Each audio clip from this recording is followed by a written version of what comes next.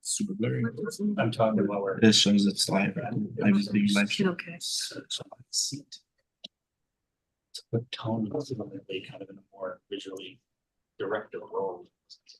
Just what I thought. So it is showing. He's there. Okay, cool. Tom, Yeah, when you I ready? think he took. Okay. Oh, thank you. Have a good night.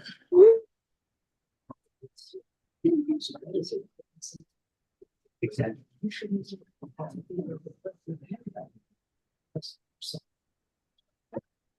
okay, I asked that those sitting to the right of me shut up.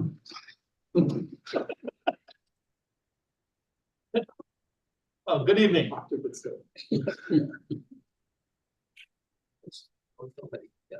And with that, I call to order the regular Board of Education meeting on March 21st, 2024 at 7:03 p.m.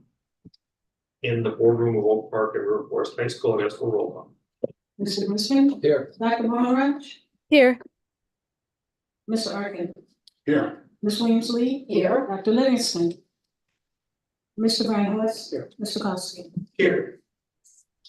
And I move to enter closed session for the purpose of discussing the appointment, employment, compensation, discipline, performance, or dismissal of specific employees of the district or legal counsel for the district and independent contractors and specific volunteers, including hearing testimony on a complaint lodged against an employee or against legal counsel for the district to determine its validity. However, a meeting to consider an increase in compensation to a specific employee of a public body that is subject to the Local Government Wage Increase Transparency Act may not be closed and shall be open to the public and posted and held in accordance with this act. And collective negotiating matters between the district and its employees or their representatives or deliberations concerning salary schedules for one or more classes of employees. Second. And a roll call, please. Dr. Maharaj? Yes. Mr. Arkin? Yes. Ms. Williams Lee? Yes. Mr. Brisbane? Yes. Mr. Reinhardt? Yes. Dr. Livingston? Mr. Kowski? Yes. Okay.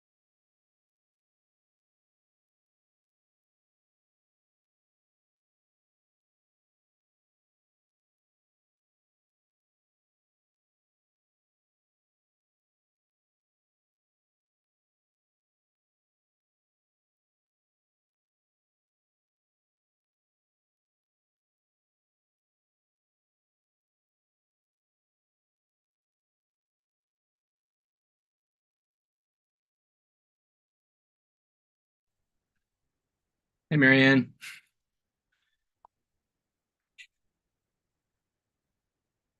This is going to be pretty touch and go for me tonight because sorry,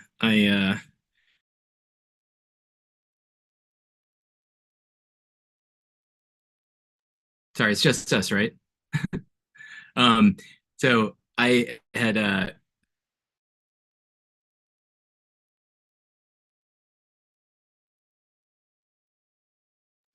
Sorry. It says recording in progress. I think we are actually started.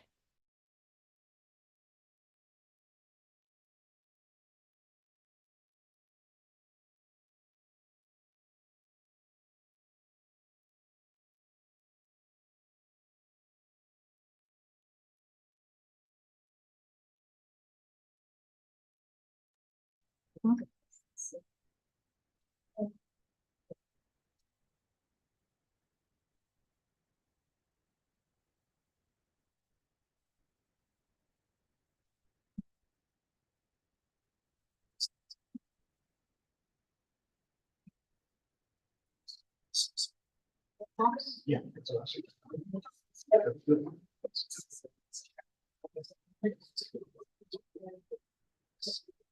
Oh. Okay, exactly. Thank you. Okay, we ready? Good evening. We are reconvening open session. And we will get right into our next agenda item, which is our introductory reports, starting with student showcase. Okay, let's get started with our student showcase, arguably the most fun part of any board meeting we have. And up first is girls and boys wrestling. I don't know who's taking the lead on this, but I'm going to turn it over to Nicole. So get it rolling. Nicole, the floor is yours. Thank you. Good evening, everyone. As Dr. Johnson said, our most exciting part of the evening tonight, our recognition of our state qualifier athletes. We're going to start with the girls program. So I'm going to introduce you our girls head coach, Patrick Wolf.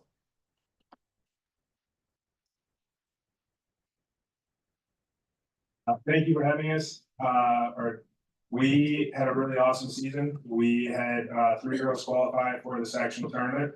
And then we had 2 girls qualify for the state tournament, Sarah Epstein and Trinity White. Trinity wrestled the state champion in her weight class, the toughest gave the girl the toughest match, but unfortunately she fell 1 match short of being all state. And Sarah Epstein, who's here with us tonight, finished her career as a 3-time All-State wrestler. She took 4th in the state, and she is the IWCOA Scholar Athlete of the Year.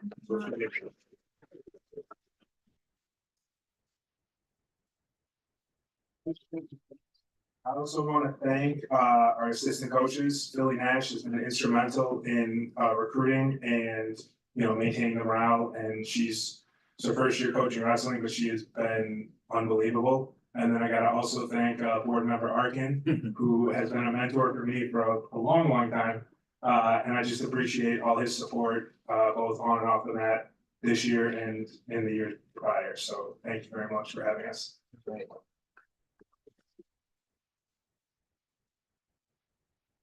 And next to speak on behalf of our boys program is Paul Collins.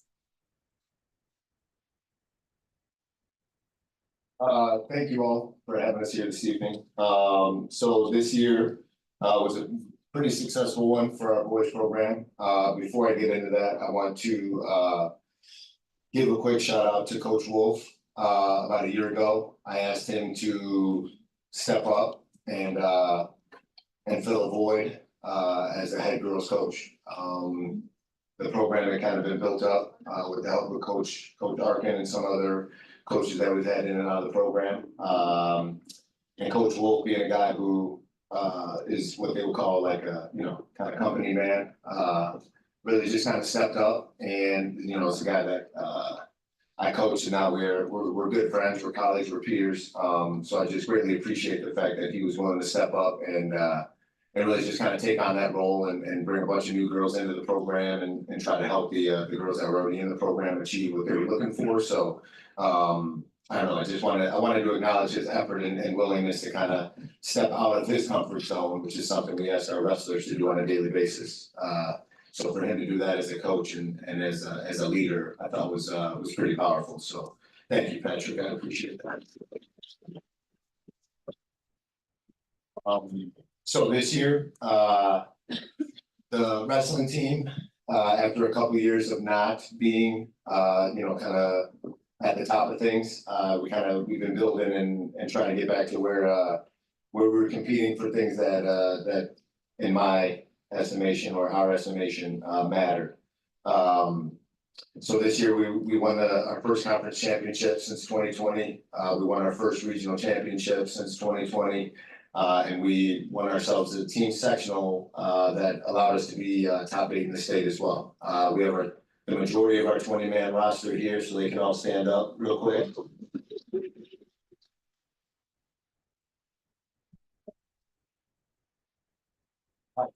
I'm supposed to introduce all of them, so I'm just gonna, usually I'll go by weight order, but I'm not. 103. So we got fresh 106, it used to be 103. Who It called was out 103. 103? Yeah, love that. Now it's 106. 112, 112, right? 119. 127. Yeah. Yeah, that's awesome. All right, well, I'm old. Got more room for growth. I'm old, I got it.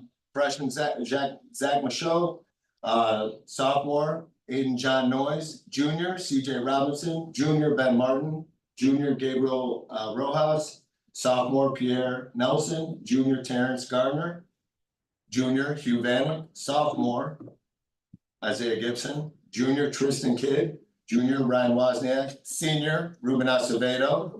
Yeah, we can give it up for him, he's awesome. Sophomore Seth Baranski, senior Isaac Davies. Sophomore Jeremiah Hernandez, senior Emmett Baker. Sophomore David Owensanya, and junior Joseph Maxted. The team, again, we were able to accomplish some things, which was fantastic, and honestly, I would like to ask coaches Campos and Coach Renteria to stand up as well. Yep, I'm gonna make you stand up. I'm gonna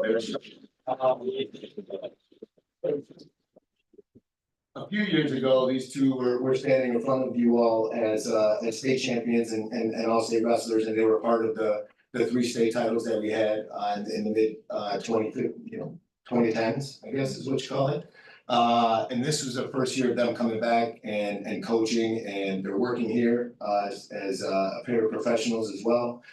So it's fantastic to have these young guys back in the program, giving back to the program that was something that helped them kind of develop as young men. And just to have them around and provide energy now that I'm the old guy. It's great to have these guys in the room, and I know that these young men have benefited from it as well. So Coach Jason Renteria and Coach Robert Campos. Last but not least, we have 3 of our state qualifiers here, or I'm sorry, two. So our first state qualifier was MJ Rundell, who's a freshman this year. He ended up going 1 and 2 at state. Our next state qualifiers, junior Joseph Maxted, go ahead and stand up, please. So 2-time state qualifier. Our next state qualifier is sophomore David Owensanya. And since our other state qualifier, who's not here, unfortunately got sick at school today, is Eric Harris. Go ahead, stand up, buddy. So we're just gonna talk about you and how awesome you are. First of all, this is my second time of the day getting to talk about David Owensanya, because this morning he was recognized as the athletic student of the quarter. So we'll give it up. He's, a phenomenal student. And again, I told this morning, 12 months ago, he had just finished surgery on his ACL, and over that amount of time for him to put in the effort and focus and determination is unbelievably fantastic. And to go from losing a gut-wrenching match to not qualifying for state as a freshman, and then building himself all the way up through the training, through perseverance, and he earned 6th place at 150 pounds this year in the IHSA state tournament. So.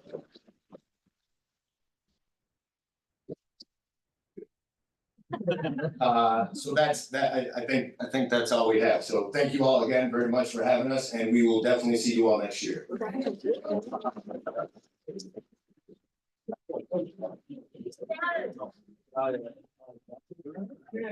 Thank you all for coming out. I'm gonna wait before I announce it. Yeah, first day. I don't remember coming to that next week.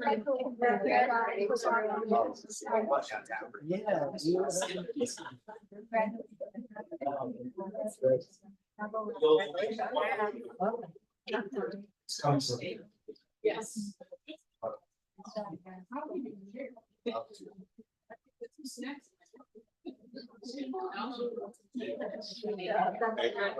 Folks who are in the doorway, please don't be shy. Feel free to come on in and have a seat. We have a little bit more to do before we'll get to the consent agenda later.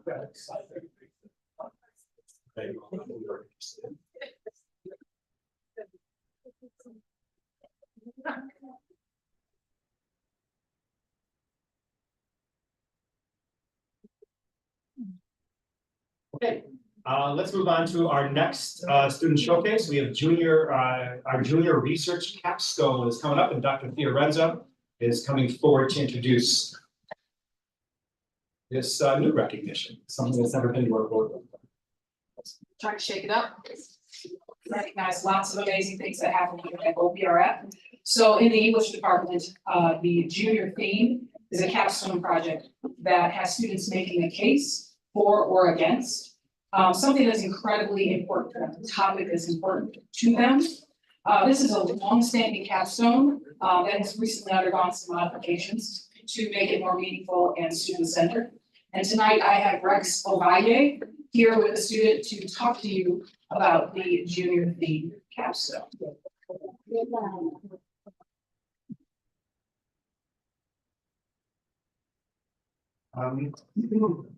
So this is my second year here, and I've had the pleasure of teaching juniors in the AP English Language and Composition course.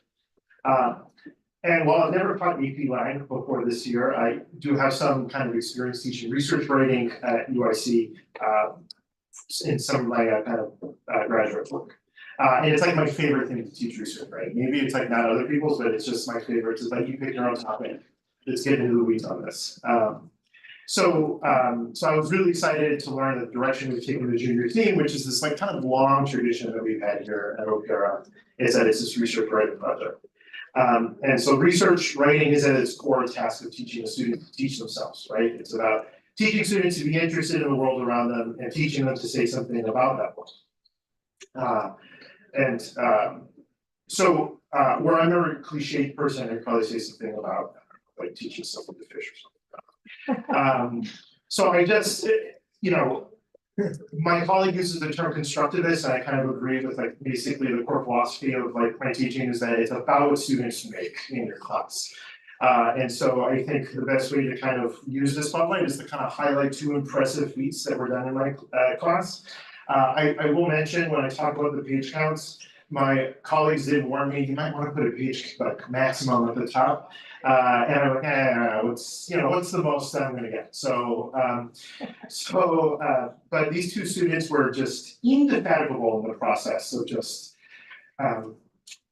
reading capaciously and writing meaningfully and taking notes, and then it was just very conferencing with them about like their new findings and what they've done. So the first is Millie, who did make it. So just wrote her project, The Case Against Stoicism.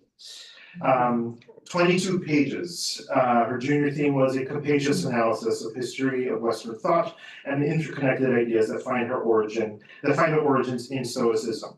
At the end, Millie synthesizes this history, and so I'm going to read from it because it's just that's how important it is to me that you hear these words. Stoic philosophy, in its traditional sense, presents us with a way of life which prioritizes what is within control, equanimity, remaining apathetic to material possessions and goals, and living within the natural order of the universe, accepting all that occurs as a product of its being. Stoic philosophy is and has always been a product of dark times. From the collapse of empires to artistic depressions, a pattern that may be a sign of the state of the Western world currently. It is likely that historians and philosophers such as Jules Evans are right. We're living in a world disturbed by war, famine, lack of resources, and an overwhelming economic gap. And in turn, the world looks to Stoic principles to comfort within their powerlessness. Regardless, the traditional institutions of thought which we cling to can be dangerous methods when not properly analyzed and understood. Stoic philosophy fundamentally opposes the agency of the oppressed against the oppressor, provides a difficult and narrow path to obtaining knowledge and understanding, one void of analysis of inter and intrapersonal relationships with objects, events, and individuals in our environments, and advocates of the suppression of human desires and passions. So that was at the end of reading this. It was great to have a conference and just like, well, do you know about cynicism? No, I was like, well, here's a book, go read that. So it was akin to reading one of my peers in my doctoral programs writing. It was an incredible feat. The next one is for my student River. This is my second year teaching River. I'm pretty like open genre about a lot of my writing assignments, and River kind of immediately took up that attitude. And was like, oh, this is my guy. Like I can do this. And so before they get up here, I just want to say his 25-page project, A Case for Unveiling the Human Mind, Conjectures on the Nature of Mind. Is one part exploration of power, one part analysis of how agents or we subjects are formed, although they reject my term subjects. His essay includes citations from disciplines like physics, neuroscience, and River's own dream walk. River took me on an intellectual journey, and when we got to the end, they explained the implication of the project. Despite the uncertainty of our faith, I believe that it is the very purpose of life to strive for greater complexity, to experience life with greater depth, greater breadth, greater color, to find more ways to hurt, to love, to feel. It is through this striving that we came into existence, and so I see no greater purpose than to keep playing this never-ending game of gaining complexity, to be generative for the sake of being generative. Alongside the understanding comes love. So it is my hope that generating a greater understanding of human nature will allow us to be a more loving species, one that allows productivity rather than hate to proliferate. Love is always more generative than hate. In the meantime, I suggest to myself and every reader to try as hard as you can to understand the people around you, to set outside your ego and your prejudice, and think how they came to be who they are. And I hope that you will find yourself in a more fulfilling life. I've shown that we are coded to self-preserve through and through, but perhaps we have reached a time now in our evolutionary history in which we can start to reach outside that box. If not, perhaps we can still find a way, despite this, to be more generative and selfless people.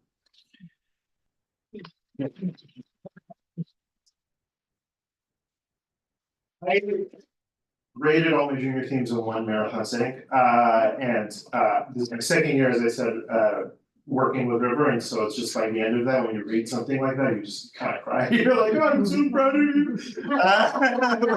So yeah, so if River or Amelia, you would like to come up and just say anything about the process of writing your junior team and what that was like.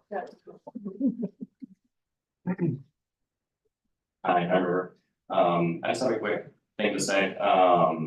I mean, I think that as you see, the point that I made at the end is just being generative for the sake of being generative is, the best thing that we can do. And I, not going to take the time to explain the whole thing I wrote. It takes some time, but I do want to thank Mr. Ovalle because I think this whole constructivist approach that he takes in his teaching is, it formed who I am. It formed my approach of looking at life, and I think that being generative is really the most important thing you can do. And I think that without him, without his teaching, I don't think I'd be where I am today. So thank you.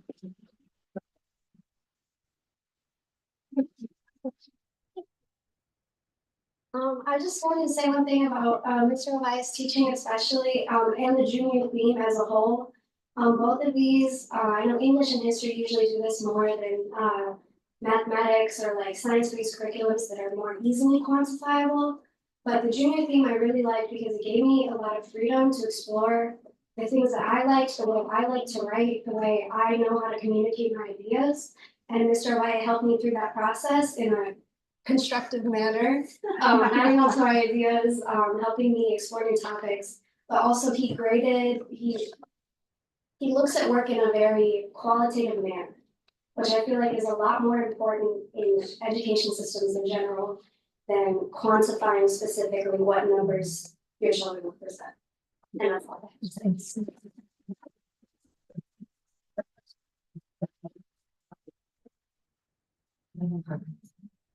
There's one more. That is, Erin Buchanan and some students are here to talk about our sophomore physical education classes. So I don't know if you are aware that our sophomore students go through a self-defense course that is not only recognized throughout Illinois, but it is recognized nationally. And it is causing other schools to move in the direction of ensuring that students, female identifying students, are prepared to defend themselves. And so I'd like to have Erin and her students come up and just say a few things about the program, what it's meant, and how it's shaping them.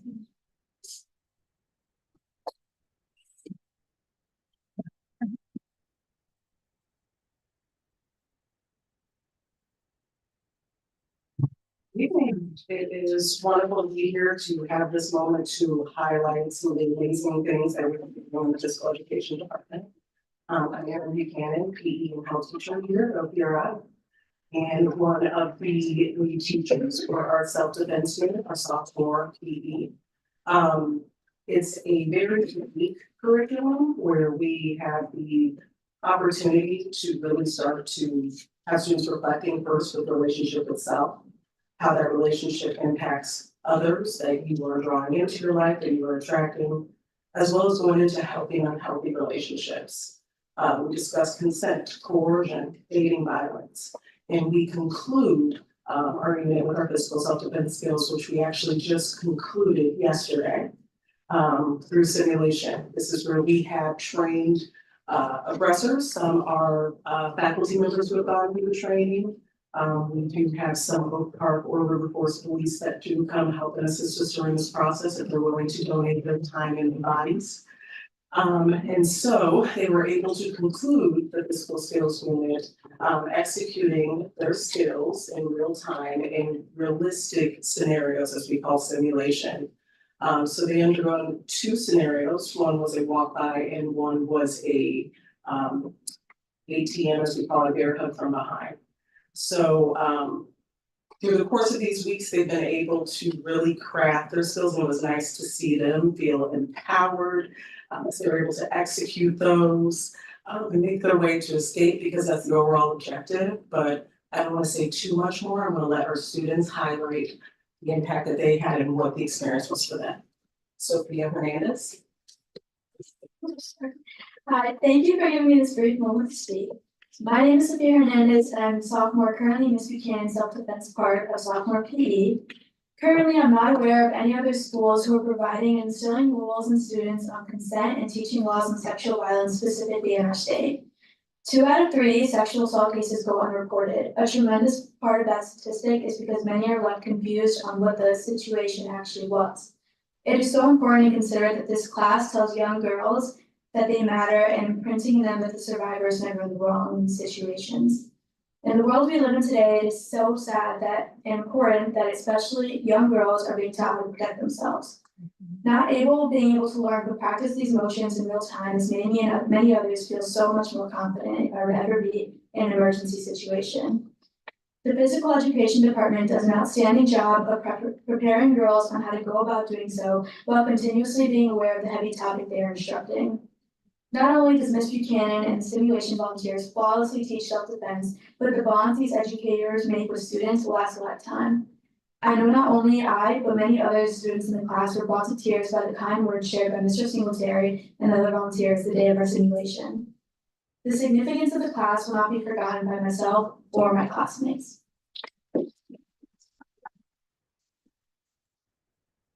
Hi, Morgan. I'm also the Ms. Buchanan's class. For me, the experience was thinking about just getting grabbed automatically sent shivers in my body. but experiencing it through the simulation of being grabbed from behind or being yanked, it's like your fight or flight instincts kicked in. Scary. But throughout our weeks of taking the class and training on to fight off whoever is attacking us to feel safe and to make sure we have that power of breaking through. It felt nice. It felt like I could do this. I could survive the moment. And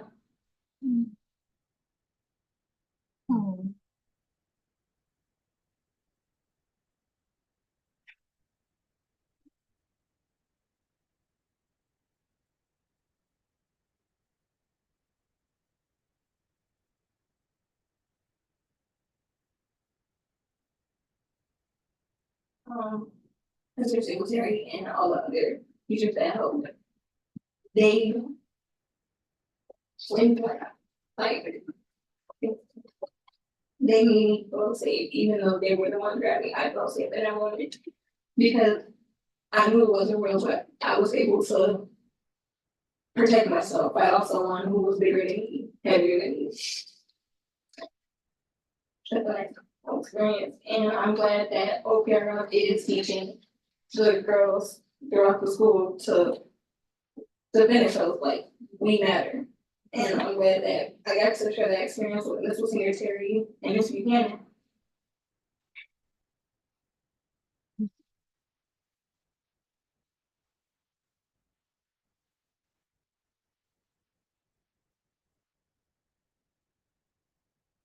Thank you.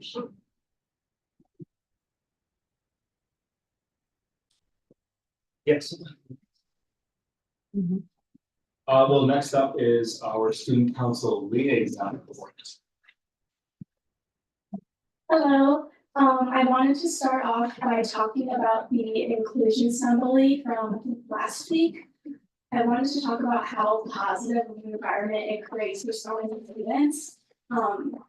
I know for me personally, it's my favorite assembly of the whole year. I know it's my friend's favorite assembly. Everyone is always so positive and it's such a great environment for everyone to be in.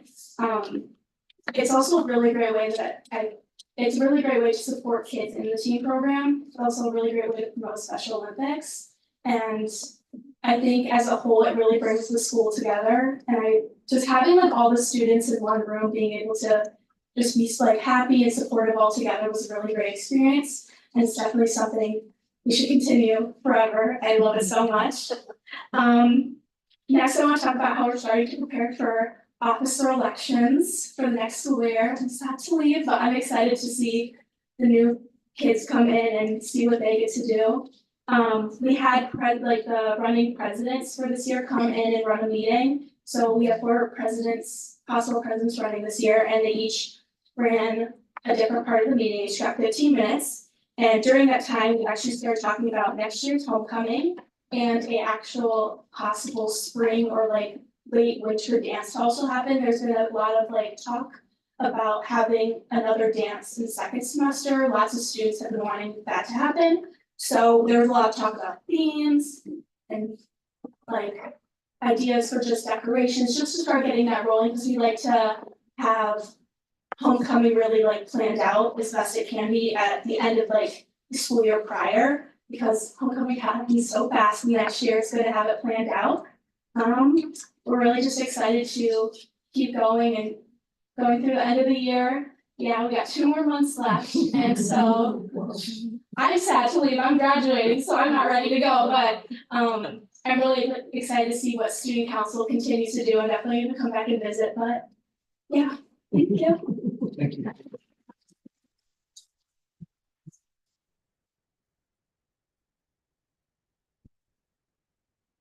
Well, next up are the superintendent's announcements, and I'll dive into those. So I think before I go into that though, we've been doing these student showcases and student liaison reports for quite some time. They're all good. But man, was that overwhelming.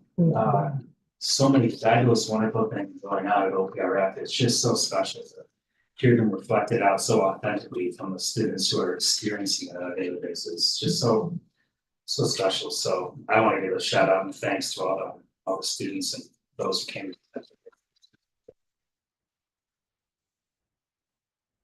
I have a little bit more of a lengthy superintendent's report than what I normally give, because a month ago, our February 22nd regular board meeting, I shared out that we were conducting a rather holistic review of the incidents that occurred here that forced us into a secure and teach on February 14th. And so I want to highlight some themes and some actions that we have taken as a result of that. And I also want to summarize to some extent for greater clarity what exactly occurred that day as well. And so it'll take me a little bit longer to go through this than what I normally do in my report, so please bear with me. So here's a summary of that review, starting off with what occurred on that day on February 14th. There were two incidents, as I would imagine most people are aware of. And the first incident occurred between 11:58 and 12:29 on February 14th. Shortly before noon, we became aware of several different threatening posts to Snapchat, all from the same source. The Oak Park Police Department was alerted immediately and sent a car and Sergeant Bertles to the school building. To allow us to conduct our investigation, Principal Parker initiated a secure and teach at 11:58 consistent with our protocols. Campus safety and Sergeant Bertles conducted sweeps but found nothing, and the team determined that the threats were fake. Principal Parker announced an all clear at 12:29 and directed everyone to go to 6th period. At about this time, after receiving an alert from Snapchat about the threats, the FBI had identified the student who was making the posts. They then notified OBPD, allowing us to find the student, bring them into an office, and begin our response. The student did not have any sort of weapon on them, confirming our earlier determination. That's the first incident. The second incident was between 12:39 and 1:30. When the all clear was sounded at 12:29, we were at the end of period 5, and immediately we went into a passing period. Some students in the cafeteria did not hear the all clear announcements. When other students began entering the cafeteria, those who believed we were still in a secure and teach became concerned and left through the mall entrances in the south cafeteria. As students saw this happening, some became anxious, wondering why we had breached from the protocol for the secure and teach. An employee looking out onto the mall from the 3rd floor saw students leaving the cafeteria, became worried that something was wrong and called security, fearing that there had been shots fired outside the school on the mall. The security team member then called the Welcome Center and the department. Sergeant Bertles was still at the Welcome Center and was immediately informed of the report. Both our own internal investigation as well as our debrief with OPPD confirmed that all involved immediately doubted that anything like that had occurred, primarily because members of OPPD as well as our own security staff who were standing outside the mall at the time had no evidence of any shots fired or anything like that occurring. But regardless, Principal Parker followed protocol and called the second secure and teach. In our debrief with OPPD, we learned that although their own officers believed it to be another false report, the totality of the day's events required that they respond as they did, with a full armed response to ensure the building was safe before releasing us from the secure and teach. The police immediately began an investigation, and Chief Johnson explained that it is their protocol at this point to presume the building is theirs to ensure that all are safe before releasing it back to us. As a result, it was only after their team had completed their protocol that we were able to call the all clear at approximately 1:30 p.m. We immediately sent out an initial letter explaining what occurred. The next morning, shortly after 8 a.m., Student Services sent information and directions to teachers for how to support and redirect students who had questions about the event. Now, switching to our follow-up for this event, we conducted a full review, as I noted, of the day's events, which included interviewing students, faculty, and staff, and a thorough debriefing with Oak Park Police. After doing so, we identified 2 broad areas to focus on for improvement. First, internal communication channels and structures during a crisis need to be ironed out to help ensure the right information gets to the right people absolutely as quickly as possible. We had some delays, and we made some adjustments that I'll speak to in a moment to help address those. Number 2. More frequent and or improved training and communication with stakeholders, and I'm talking about students, parents, teachers, and the Oak Park Police about our emergency protocols is necessary. This includes what happens during the event, as well as how we work with families to support our students after. Now, since February 14th, we have already begun to pursue some of these improvements, and we have completed the following. On March 12th, we had a faculty meeting that included training on emergency protocols led by our Director of Campus Safety, Tracy Love. Oak Park Police Department has scheduled for training inside OPR to increase their familiarity with our building at the end of next week, actually. We updated our incident command structure to reflect our new positions and new roles and conducted training on that new structure this last March 19th, earlier this week. This includes creating radio codes and protocols to improve radio communication during the emergency, assigning roles to division heads and other administrators not directly involved in the response to help with communicating during the event, and also exploring the use of additional technology to aid communication to staff and students during a secure and teach or hard lockdown scenarios. I'll also note that we are updating our website to include explanations of what a secure and teach is, as well as what a hard lockdown is. So that's public facing and is always there anytime such incidents occur. I guess I'll simply just conclude that part of the announcements by stating that we know as a school, keenly we know, as those who care and love the people who are in this building, that anytime something like this occurs, it is incredibly upsetting. And a lot of questions should and do come our way about how and why we respond as we do. We take all of these incidents incredibly seriously. We review them with the patience and thoughtfulness that we believe they deserve. And we are always striving to make sure that we are best prepared to keep our students in this building safe. There's part of that that's on the agenda later tonight, as far as policies as well. So that concludes that part of the announcements. I now have my regular announcements that I'd like to share as well. So to switch themes, just slightly. Congratulations, we've already heard this, but I'm going to read it again. Congratulations to Husky wrestler Sarah Epstein for securing the 4th place finish at the Illinois High School Association State Tournament, marking her 3rd All-State achievement in her high school career. And kudos also to Trinity White for her 2nd All-State finish.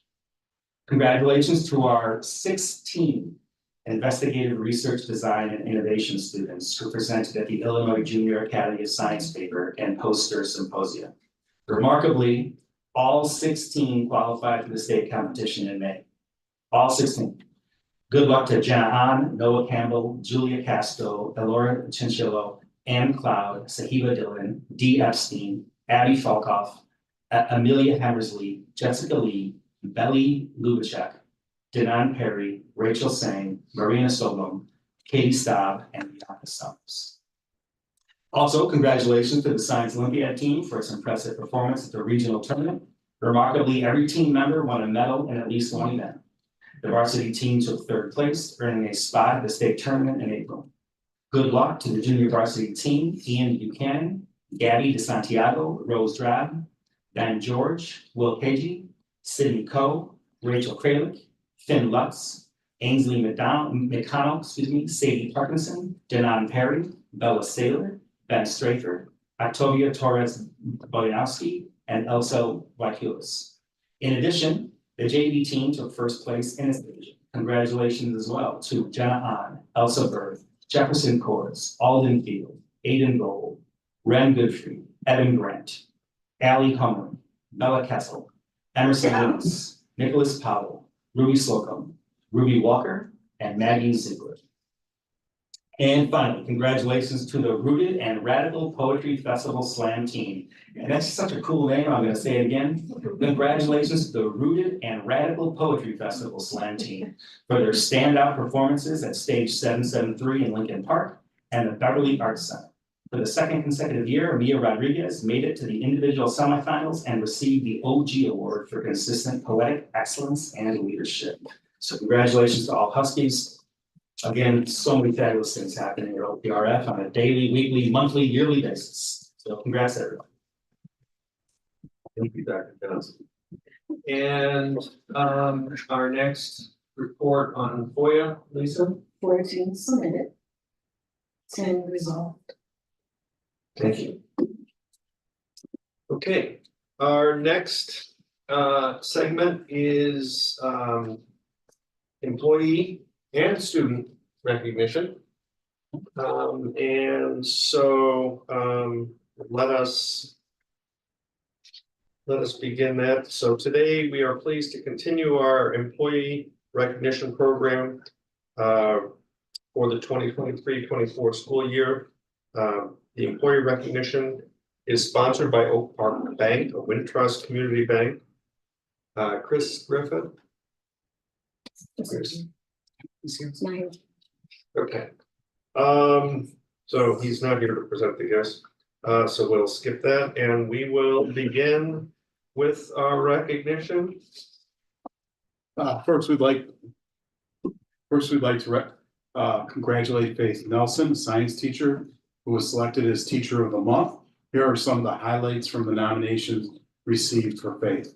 As a science educator, Faith distinguishes herself through innovative teaching, curricular innovation in sophomore biology, and competency-based grading, and a collaborative mentorship that drives the science department's evolution and success. Congratulations, Faith. Is she here? She is here. Is there anything you'd like to say? You can come up. So like it's been such a mostly positive meeting with everything. So like it's obviously awesome here and everyone with is awesome and the kids are awesome and so it made it pretty easy. So thank you.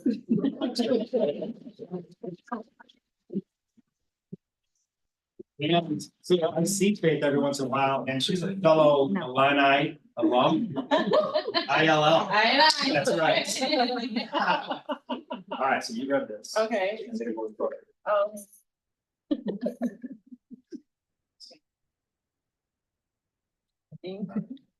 Thanks.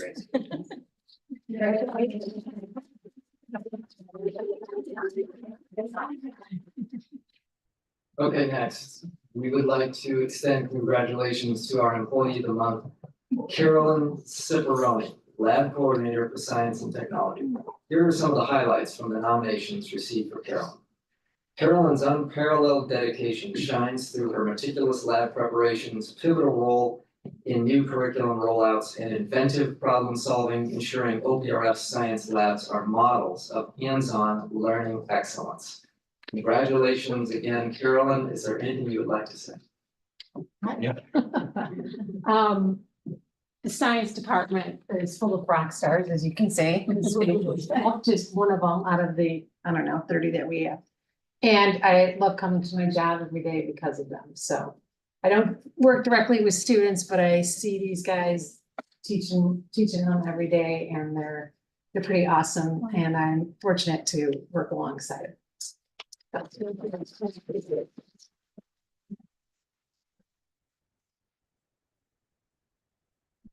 Thank you.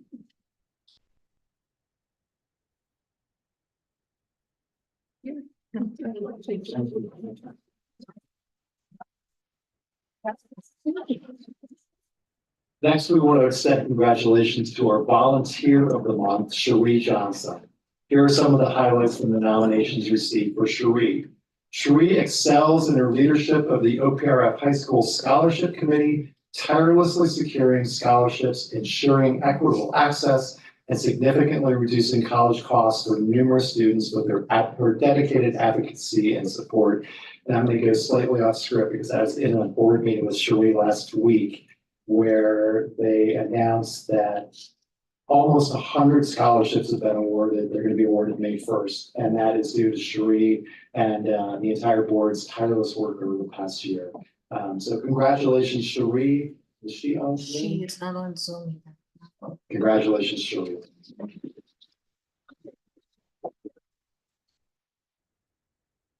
And to continue the recognition, we also want to look at our sustainability recognition program. And starting this school year, we've been recognizing 2 sustainability champions, 1 student and 1 employee, for their efforts in environmental sustainability. And I have the pleasure of congratulating Emerson Amstutz as our student sustainability champion. And here are some of the highlights from the nominations received for Emerson. Emmy stands out for her passionate leadership in environmental sustainability, significantly advancing food sustainability projects and pioneering a successful hydroponics initiative that now supplies fresh lettuce to OPR student lunches, underlining her impactful role in the school's environmental efforts. And is Emmy here? She's not. But she's not here, but congratulations to her.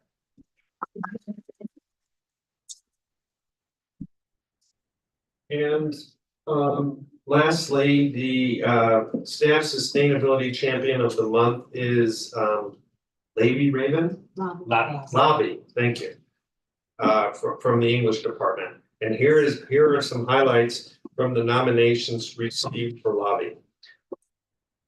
Lobby merges mindfulness with activism in his teaching, notably emphasizing climate change to inspire students and student involvement in environmental causes, further amplified by his acclaimed climate-themed artwork that transcends the classroom to advocate for global change.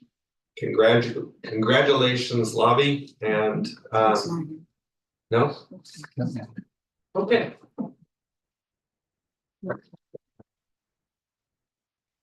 And that completes our recognition section, and we will now move to public comment. Lisa? We have one in-person public comment, one via Zoom, and one to be written. So,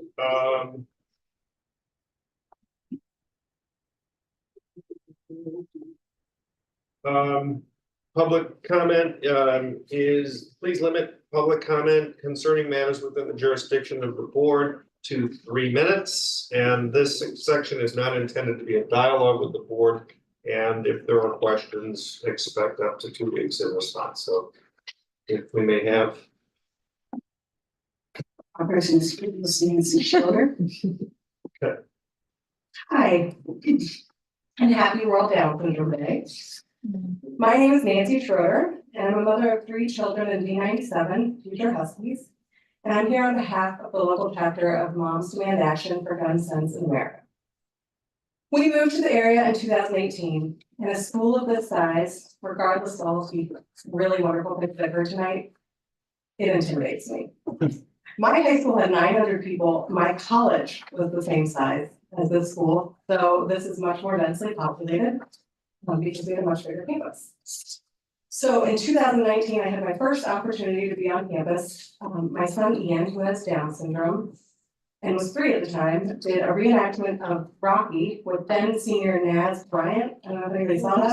It's my kid. It's very cute.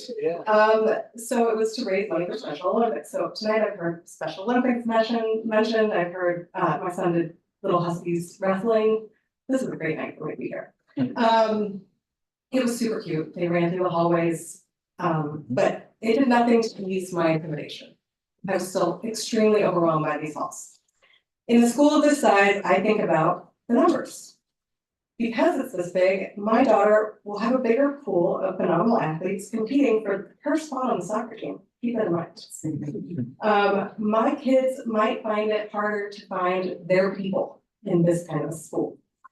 And in a school of this size, if my kids struggle academically, I'm afraid they'll get lost in the shuffle. But also in a school of this size, more kids means that there's a higher likelihood that my kids will know somebody who has died by suicide. And a larger student body means that there's a higher likelihood of a gun coming on campus.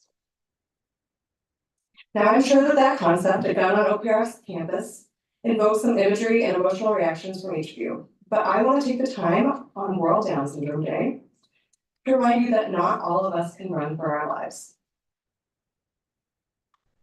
Ian ran these halls at 3 years old, imitating Rocky. But the fact is that Ian and his disabled peers are far more likely to be sitting ducks in a shooting incident on a campus. And studies show that school-age shooters predominantly obtain their guns from family, relatives, or friends. They generally do not purchase them. And how are they getting them? They're likely unsecured. As a trusted public institution, it makes perfect sense that D200 would distribute best practices in securing firearms. This commitment to communication will serve to educate stakeholders and can save lives. I believe it will help reinforce the superintendent's stated goals tonight to be best prepared. I applaud you and thank you for drafting that important policy that you're considering tonight and for thoughtfully taking in Jenna's edits into consideration after last time. And so when you get to agenda item 9C tonight, please vote in the affirmative. For my future Huskies and for all the kids and staff and faculty and educators here in D200 today. Thank you.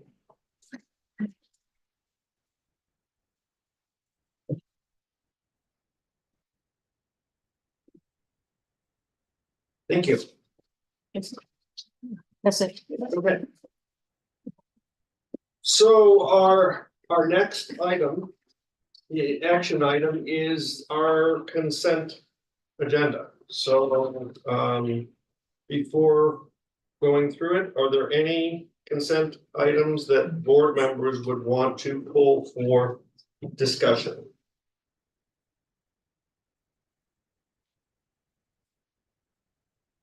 I'm pulling item H. Okay,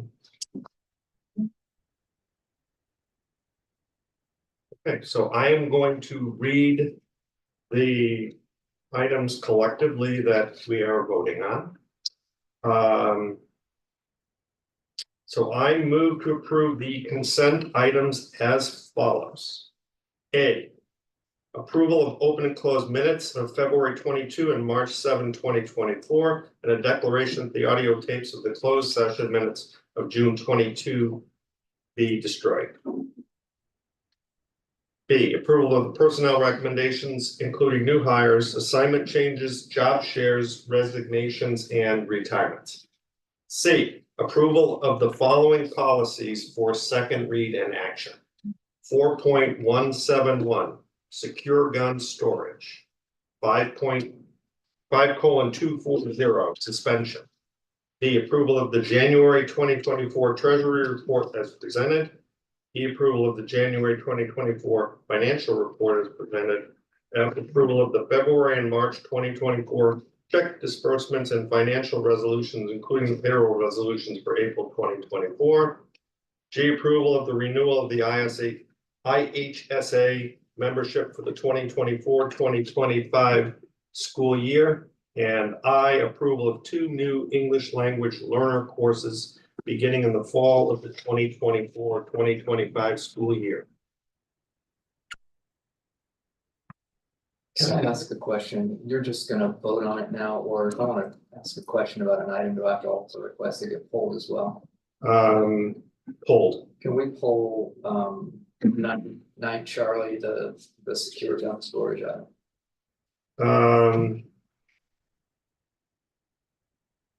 So we are pulling that one and we'll be coming back to it. Okay. Seconded, so a roll call on the agenda. Mr. Bradholz. Yes. Ms. Williams-Lee. Yes. Dr. Livingston. Yes. Dr. Maharaj. Yes. Mr. Brisbane. Yes. Mr. Arkin. Yes. And Mr. Costi. Yes.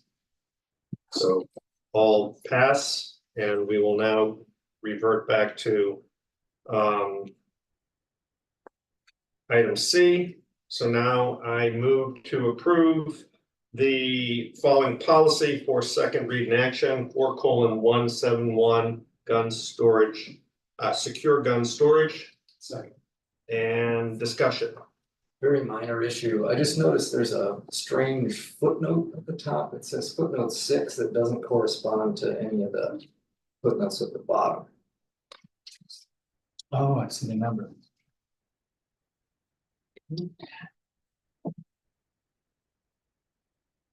We can clean that up. We changed the numbers in the bottom of the footnote after previous revisions to this, and we didn't catch the one in the actual text. So we can correlate those two before we formally put it into a policy. So they do correspond to. They do correspond. Okay, that's Yeah. good. I just. Good. It's tight. So the 6 at the top is just gonna be removed. No, I'll have to go back. Or and check it's a whether it's 1. 1 or 2. I assume it's 1, but I know for sure. I can go back and check that and make sure I clean it up. The, right after it, the second footnote says 7, so that one would be. Thank you for that. Appreciate it. So, then the motion is to approve it with those footnote, clarifications. Second. And any further discussion? Yes, sir. No, well, I guess it's just a point over that if we pull item C, that means we're voting on both. Both policies. Yes. So we're voting on the secure gun storage with the modifications to the footnotes and the suspension policy as presented. And roll call, please. Mr. Richmond, Yes. Dr. Maharaj, Yes. Mr. Arkin, Yes. Ms. Williams, yes, Dr. Livingston, Yes. Mr. Bradhurst. Yes. And Mr. Combs. Yes. So the motion passes and we are. Thank you. And I now move to approve an increase of, wait a second. I can read the motion. Approval of an increase of 1.3 FTE for instructional classroom positions and 1.0 FTE for instructional support positions for the 2024-25 school year. At total estimated cost of $199,000. Second. And discussion. I pulled this, so I have a couple comments I want to make related to it.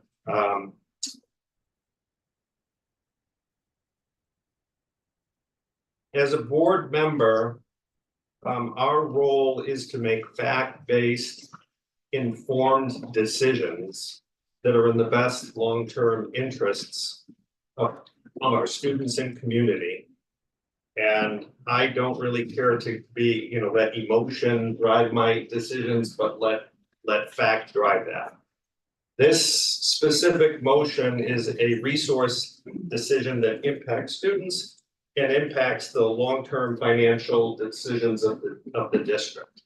I've been involved in these for 11 years now, and I want to compliment the improvements made by the district.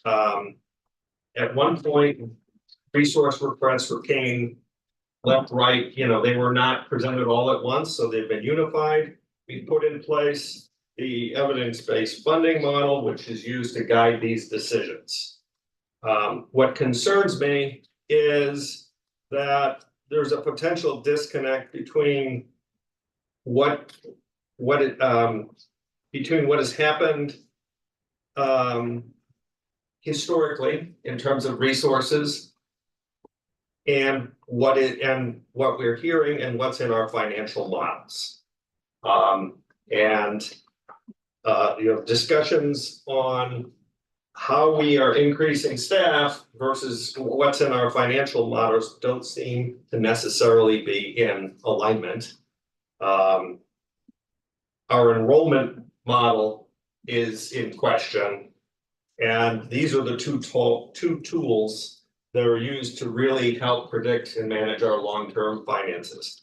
And for me, unfortunately, this is deja vu all over again. I've been through this over the last decade where there was a period of time where the enrollment model said one thing, it was something else. Our staffing model said one thing and we did something else. And the net of that is we have supported and we increased staffing by 55 staff over a decade while enrollment remained flat.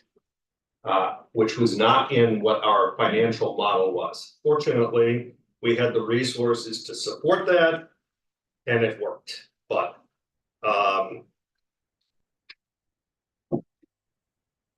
you know, this is not a question of what resources we have. We are a well-resourced district with 130% plus resources. Marianne, you're often asking, you know, are you putting enough resources behind our staff? And the answer to me is in the data that's in the EBF, and the number is strong. It's greater than 130%. But I personally am being asked to make a decision here that, while might seem minimal in terms of the magnitude, is to me a structural issue with an inconsistency between what our staffing is doing and what our financial models are. And for those reasons, I'm not going to be supporting this particular recommendation until with my concern about aligning with the 5-year projection model. So that's my input. Other comments or? So Tom, so what I would comment is, based on our discussion last time, there appears to be a need to adjust and to really update the projection model, taking into the reality, the increase and acuteness of what student needs are. When I see flat and I see a need for more, and I see the growth in 504s and the growth in IEPs and what's happening, there are more resources needed than before to actually serve the same number of students. So I don't disagree with you with respect to looking at the fact that these models need to come together, need to align. I do believe that work needs to be done to make that happen. And I would trust the administration would do that as we go forward.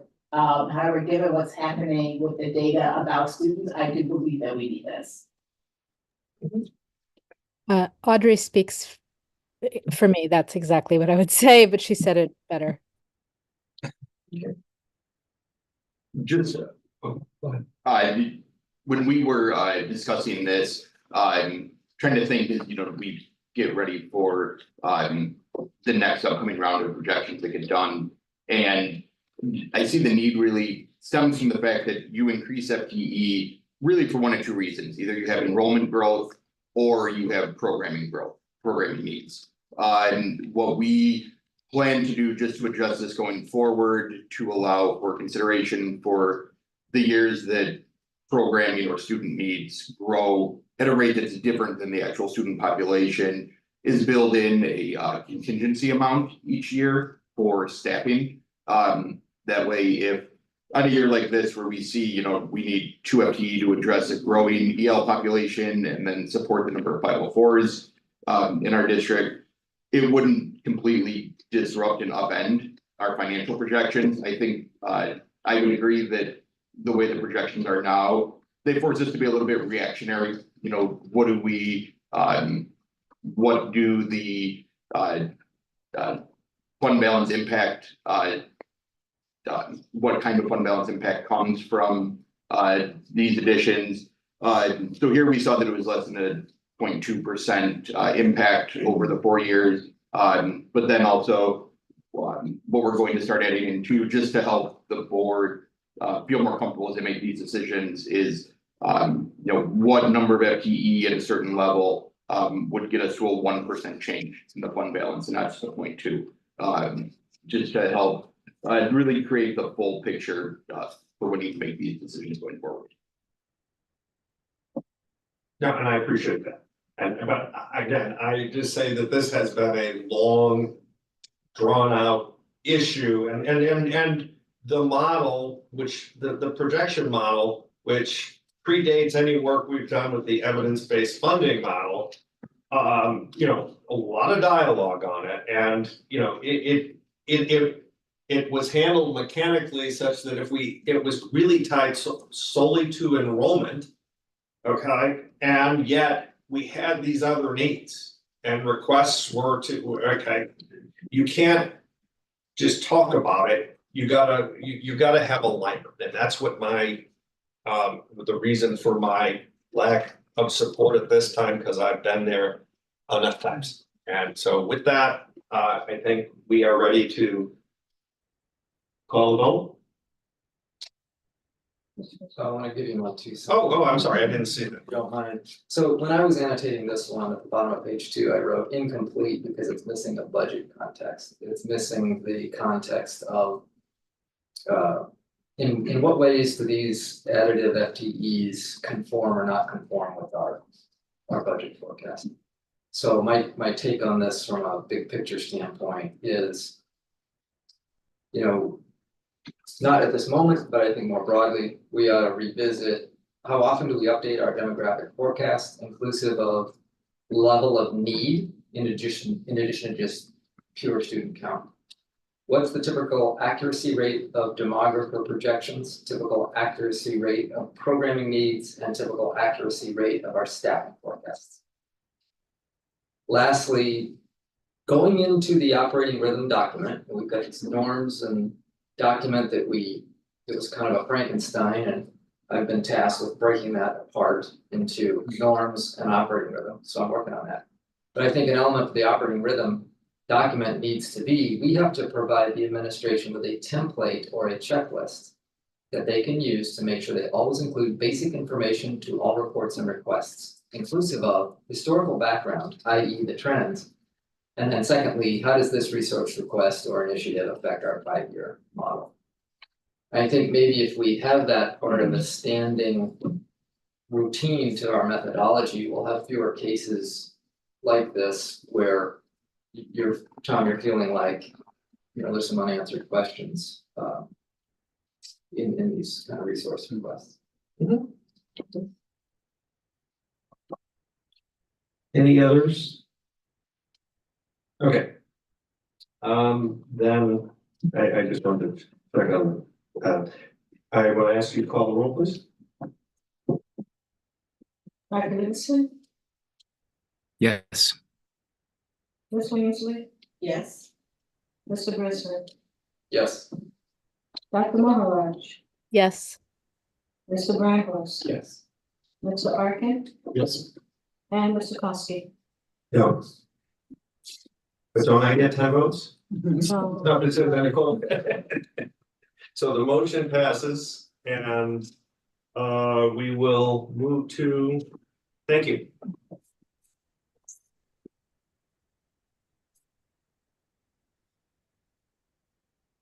Our action items.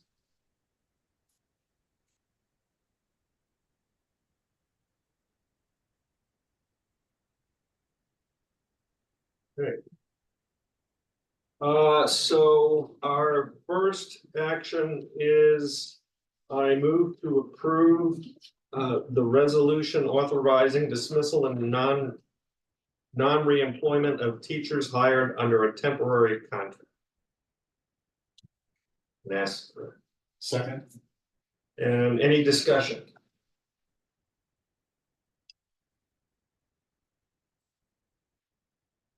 Seeing none, I ask for a roll call, please. Ms. Williams-Lee, Yes. Dr. Livingston, Yes. Mr. Brisbane, Yes. Mr. Arkin, Yes. Dr. Maharaj, Yes. Mr. Brandhurst, Yes. and Mr. Kosky. Yes. The motion passes. And our next action is I move to approve the project 2 bid results and credits and accept alternates 1, 2, 3A, 3B, 3C, 4A, and 5 for a total of $80,580,629 US. Second. And discussion.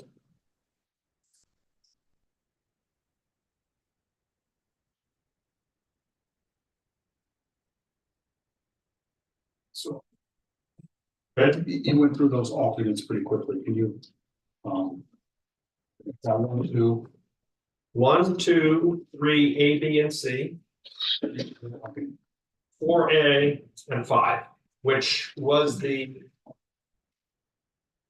recommendation that was in the POW with the whatever, the only one is the roof. It's the lower level roof. PVC roof? Yeah. Okay. I think, I don't know if I heard that correctly. I think we're conflating the numbers here. So Fred, in the memo, all these items are listed out with explanations for each. And I think, Tom, did you say alternate 5? Yes. Was the roof? Four was the roof. 4A is the roof. 5 is the dash. 4A is the roof. And yeah, okay, good. Yes. I might have misheard you. 5 is the outer partition. Yes. The gas too. It's all of the alternates in what was discussed with the A version of the roof. Sir. So going back to last meeting's presentation, in my position is that I am all for the items that directly benefit our students. So obviously alternate number 2 and alternate number 5 would be my 2 top priorities. Alternate number 4, which is the PVC roofing, is only a difference of $55,000. As I understand, it is a slight upgrade, and we do have the same, or we have a significant warranty on it. So that I can live with. I'm not sold on the epoxy flooring. And I'm still not sold on the communication stair. I think that the issue that I'm having with the stair is the stair goes from the ground floor up to correct to the first level, which is the second floor, which is basically the balcony of the pool. All right, and what else? Locker rooms, okay. And I think it's a miss because it doesn't go to a second level, which is where you'd have the competition gym. So moving a lot of people through that competition gym to that competition gym, I understand. So it's just this is the one that I'm kind of hanging out on, that I'm still torn of whether, you know, it's worth $500,000 to build that stuff. One thing, and I don't know if this helps or not, just adding a little bit of context. I was actually thinking about it because my office, one of the doors exits right by the that main entrance, single level stair that comes up. And I would during the day just go out and how often do our students use that, because that too only connects up to the second floor and then doesn't kind of wind up throughout the building. And it is still heavily populated right there as it pushes down near there. So I think, well, I agree it would be great to have a stair that would be able to go through the entire course of every story. Going to that second floor in terms of student use, I think would be heavily used based on how we use the current stair that only comes up similar to if you were coming in the main entrance and going to a board meeting.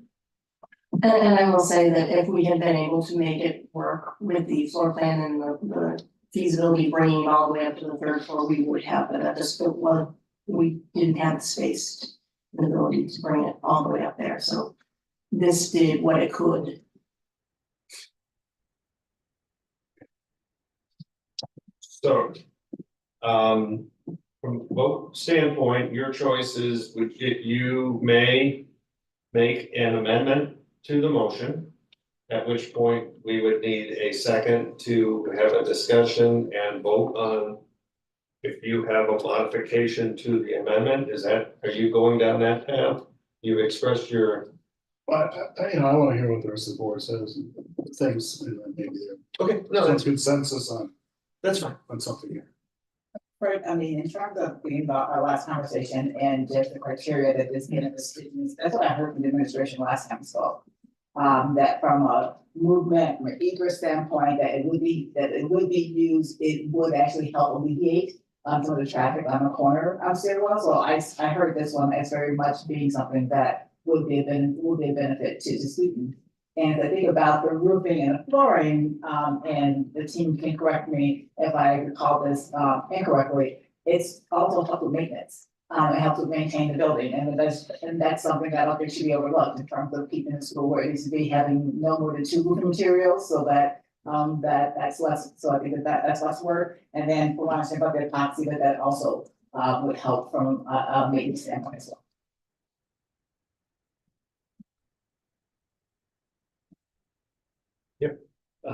Brett, I just want to speak to the staircase, and the epoxy, those two issues.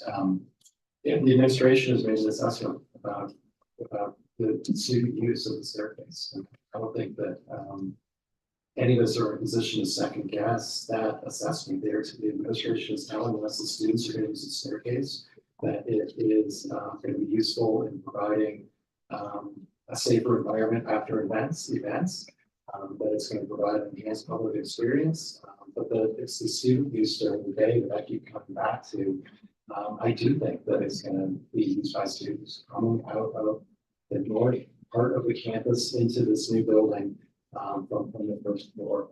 The thing that tips me in favor of the staircase, though, is not that. It's fear of making a wrong decision, honestly. And for me, I would rather make the investment and have a maybe somewhat lightly used staircase than not make the investment now.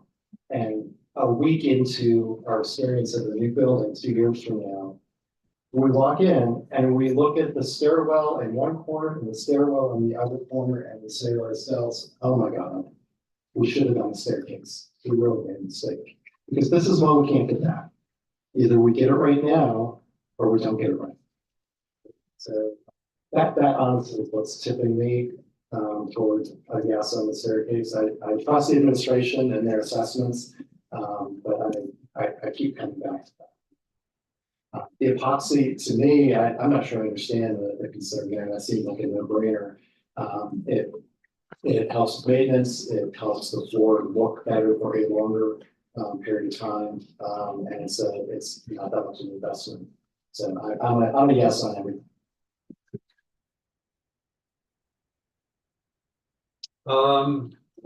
Mary Ann? Yeah, I will basically echo Audrey and just, at the last meeting, I started kind of like piecemeal going through and, trying to figure out, is this thing worthwhile? Is this not worthwhile? And Audrey pointed out that, these are alternatives that are within the budget, given the bids that we got, and that we were not piecemeal breaking down every other item on the budget, right? On the plan. And so it didn't really sort of make sense for the board to be making that kind of decision just about these pieces, right? If that makes sense. And so that pretty much convinced me that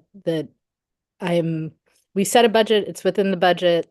That's, and then I trust the administration and ops people to specifically to kind of recommend the best choice going forward.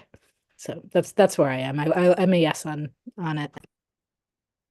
Thank you. Jonathan? Yeah, so the the only area that I am still not sold on, and it's not it's not all the epoxy flooring, but it's epoxy flooring for the pool area and the locker room. I don't think that that's a good, given the type of foot traffic that's involved there and the wear and tear. I think the maintenance costs will not be,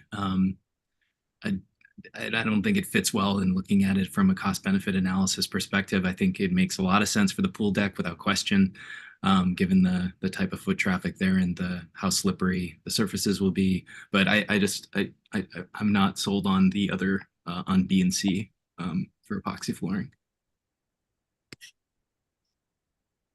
Let me clarify, that you're not sold on it to the point of making an amendment, or Well, it was my understanding. It was my understanding that they were all separated when presented to us into separate, A, B, and C. The epoxy flooring is not just one line item that we'll be voting on. And so I'm just making it clear that I'm in favor of the pool deck without question, but the other two, I'm not currently in favor of. Which would be the pool area and the locker room. Yeah, but I mean, just procedurally here, where you have a motion that we will be voting on, and you have the authority to make a modification if, bits and pieces, if you would like to reshape that motion of which pieces. And then it would need a second, and then we could vote on that modification. Or you can not approve the whole, leave it as is and either vote for it all or vote against it all. But those are the choices procedurally. Does that make sense? Yeah, I would propose voting for a modification then to not to remove the B and C from line. Okay. I'll go through that. I'm gonna come back to you in 1 second. I just want to hear, Graham, if you have any. I would just ask the panelists, is it uncommon to use an epoxy flooring in a locker room where there are issues? What's more common, concrete or epoxy?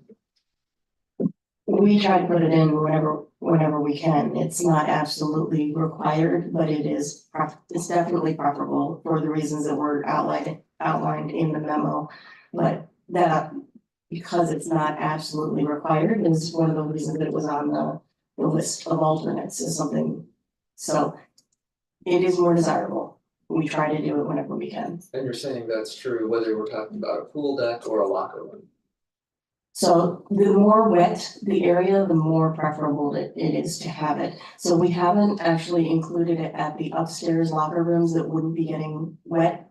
It's in the toilet room and shower areas, in those upstairs locker rooms, but the main common areas where it's not getting wet, it's not in there, in those locker rooms. But all of these proposals are areas that get wet.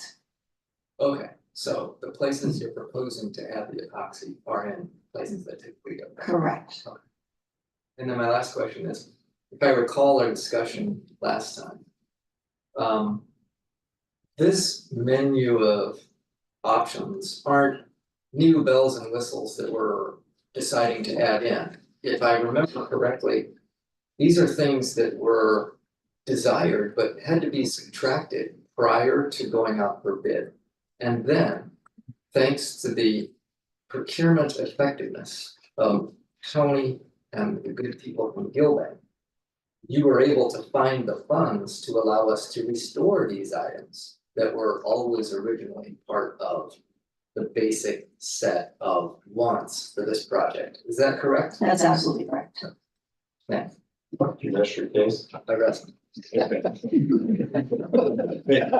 the attorney, you or, okay, so, I take it you are in support of the recommendation? Yes. So to finish, I think Mary Ann, I'm gonna just write what she said and be done.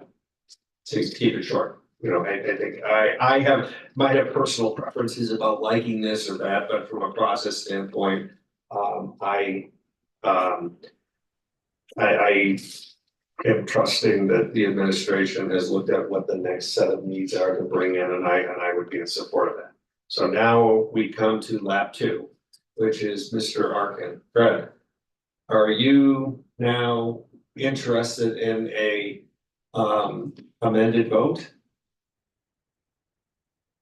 After listening to my colleagues. Yes.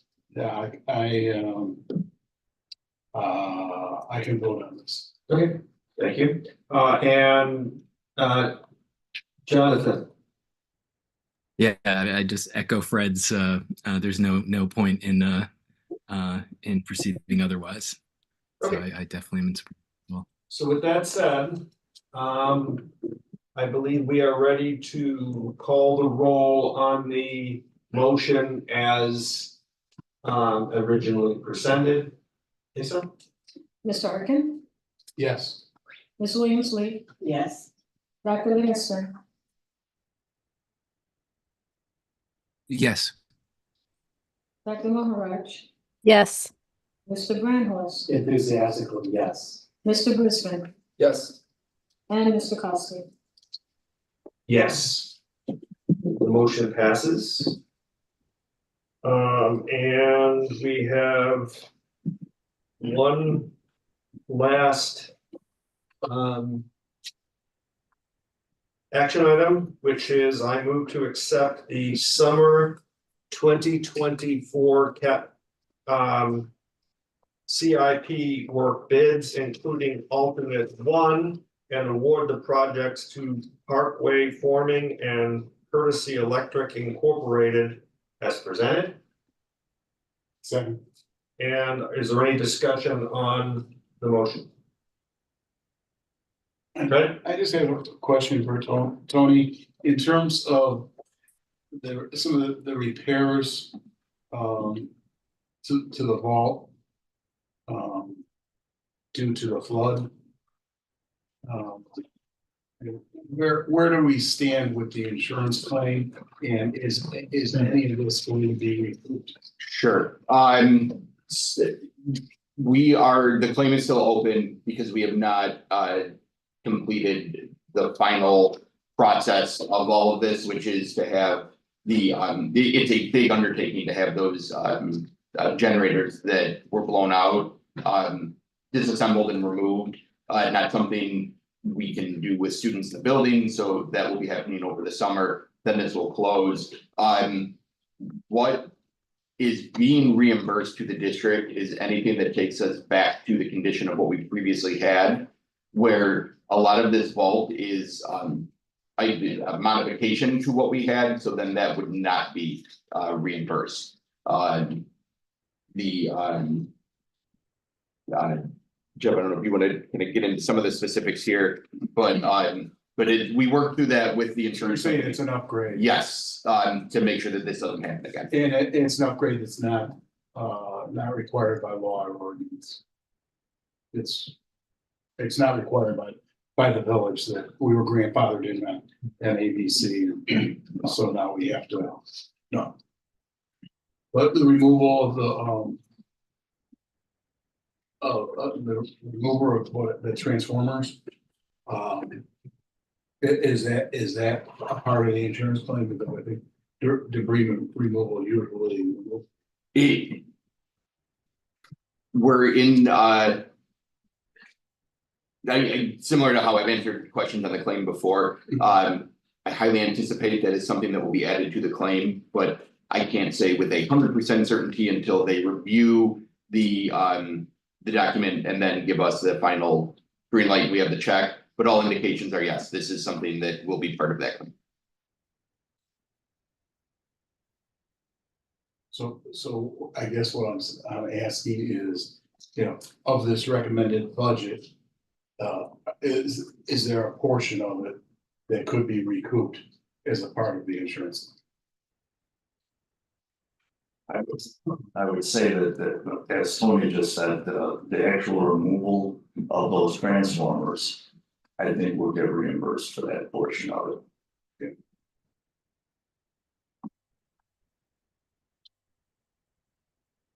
Good. Any other questions? Okay, I would like Lisa, could we call the roll, please? Dr. Livingston, Yes. Ms. Williams Lee, Yes. Mr. Brisbane, Yes. Dr. Maharaj, Yes. Mr. Grandhouse, Yes. Mr. Arkin, Yes. and Mr. Costi. Yes. The motion passes, and that concludes our action items for this evening. I am going to suggest a 5-minute and 32-second recess.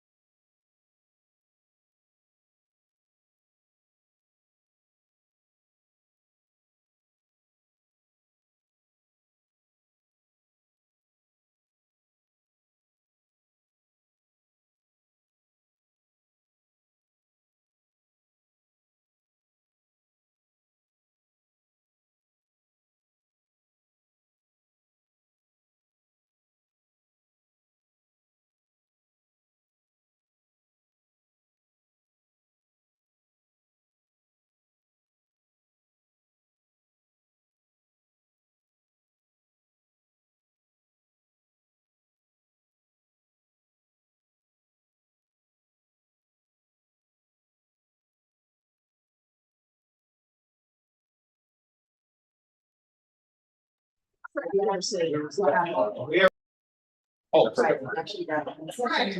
Class. Next week for the Excuse me. Class. If you wanna have a private audience with the principal.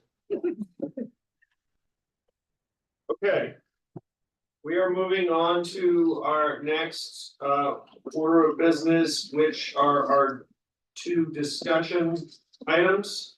The first of which is the update on the strategic plan. Dr. Johnson, it's yours. Thank you. I have a little bit of information I want to share before we open the discussion.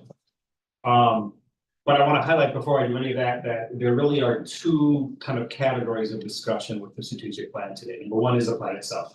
Feedback, thoughts, questions about what we see in the goals that we're showing you. Two, there was a discussion that we had 2 weeks ago in our governance section of the agenda regarding what this board with this plan should do. Is this something just for discussion, or happy to have this stay here, or is this something that in some formal way should be ratified by the board? And so my suggestion is we tease those discussions out and do the first one first.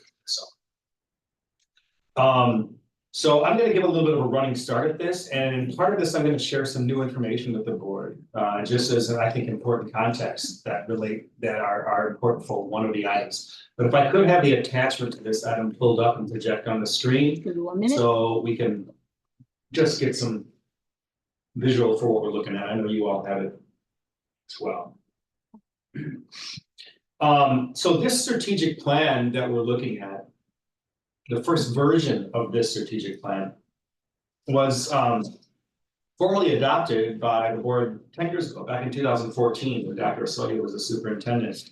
And at that point, various things happened with the plan over the next few years, but it wasn't really until Dr. Pruitt-Adams was in here in 2017 that she really went after specific action steps and assigned specific elements of that strategic plan to specific members of her team, and began to move forward with the goals that were identified at that point. The board voted on that plan as well, because significant changes were made. Now, throughout 2018 to 2021, the plan also changed. There was a few different changes. The priorities were first identified somewhere within that time span, and the goals and action steps and various things that were part of the strategic plan were shifted during that time as well, up until we found ourselves in the pandemic. What we tried to do here is build on that existing template for the plan. You see here the exact same priorities 1 through 4 that had previously existed. So in that sense, even the high level language hasn't shifted. But what we do see here are our new goals. And so I want to give some context for how we've approached these goals for these priorities in the plan. We went after this with the idea that we do not want to shift these goals again in the foreseeable future. We're looking for 3 to 5 year goals that will last a while for us, so that we can steadily show progress towards completion of those goals, or lack of progress, if that is the case, toward completing those goals. So that is the first part. For the most part, what you see in these goals are SMART goals. There's a little bit of a difference with what you see for priority 1, racial equity, because that goal really kind of frames our thinking and discussion about how we execute other elements of the plan, which was the intention back in 2017, remains our intention for priority 1 is here as well. So that's the first part. The goals, 3 to 5 years, SMART goals specific, and holding these goals static over time was our priority. In addition to that, we have added a communication priority here. Priority 5, that's in concert with district discussions that we had even going back to last year, but certainly discussions that made their way into the development of the board goals that the board has previously approved this current school year. And so priority 5 really echoes that joint commitment that we've made. And additionally, you'll see here when you take specific look at priority 2, transformative education, you see a shift in how these goals are termed and phrased, and Dr. Piran's really led the charge on this, and it is focused more on student growth rather than on meeting specific static targets for each cohort of students.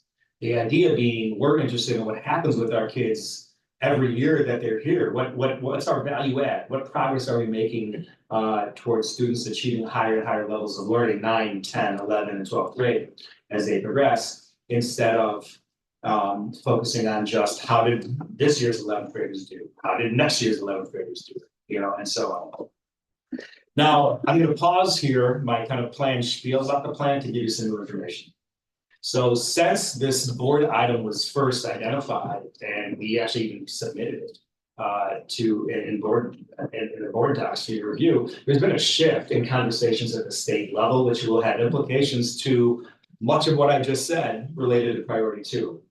It's not definite, it's not set in stone. There are other things that could happen, but recently we have learned that the ACT, I'll say that first, the ACT has outbid the College Board who produces the SAT, allowing the state to potentially move towards readopting the ACT and not implementing the SAT anymore. Everything I just said about growth goals, is dependent on consistent data over time with tests that speak directly to one another. The PSAT 8-9 speaks to the PSAT 10, which speaks to the PSAT or the SAT they take 11th grade. We need those consistent assessments that line up with one another to measure the type of growth I was just speaking to.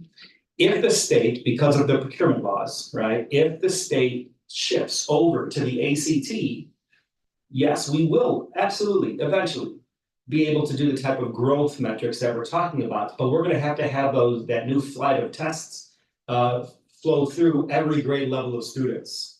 So we lose our ability to do the type of growth measurement that we do here, which will force us to violate the other part of our kind of goal with these, or our folks with these goals, which is to hold these goals steady for 3 to 5 years. Well, that's not going to happen if they change our assessment. We're going to have to re-go after these goals. Now, there is some good that's come out of this conversation. The state superintendent just earlier this week announced that they are looking at how the state defines its, they're examining how the state identifies its benchmark. It's benchmarking for the SAT. I'm getting a little bit in the weeds here, but even in state of the district reports previously, I referenced, our district has referenced that the state of Illinois really stands alone in how it defines proficiency, how it defines benchmark proficiency in the state. And it really causes some challenges when students from this state are compared to students from other states. The state superintendent has thankfully, recognized that as a challenge, and this shift in the test provides, if anything else, a good reason to really tackle that again. We're happy to see that, but I think more importantly, we would prefer the consistency, right, in state assessment year after year. It would just help. Now that decision on the test is not complete. I understand there's a process still to go through, but it is absolutely a conversation at the state level. All right, so admittedly a caveat, but the right way to bring it up, right? So the board's aware of that. So that's that for that part of the strategic plan. And I think that's really it, actually. The other priorities have, as I mentioned, have really stayed as they were. We've added priority 5, and so I guess at this point I'll pause and see if there are any questions about the goals or the priorities or how you see this kind of outlined here, and then we'll switch to the next conversation. Okay. Yeah. I guess I kind of have 2 comments. Talk about the state testing. And I voiced my frustration that I think this is at least the 3rd change since I first came onto the board in 2015.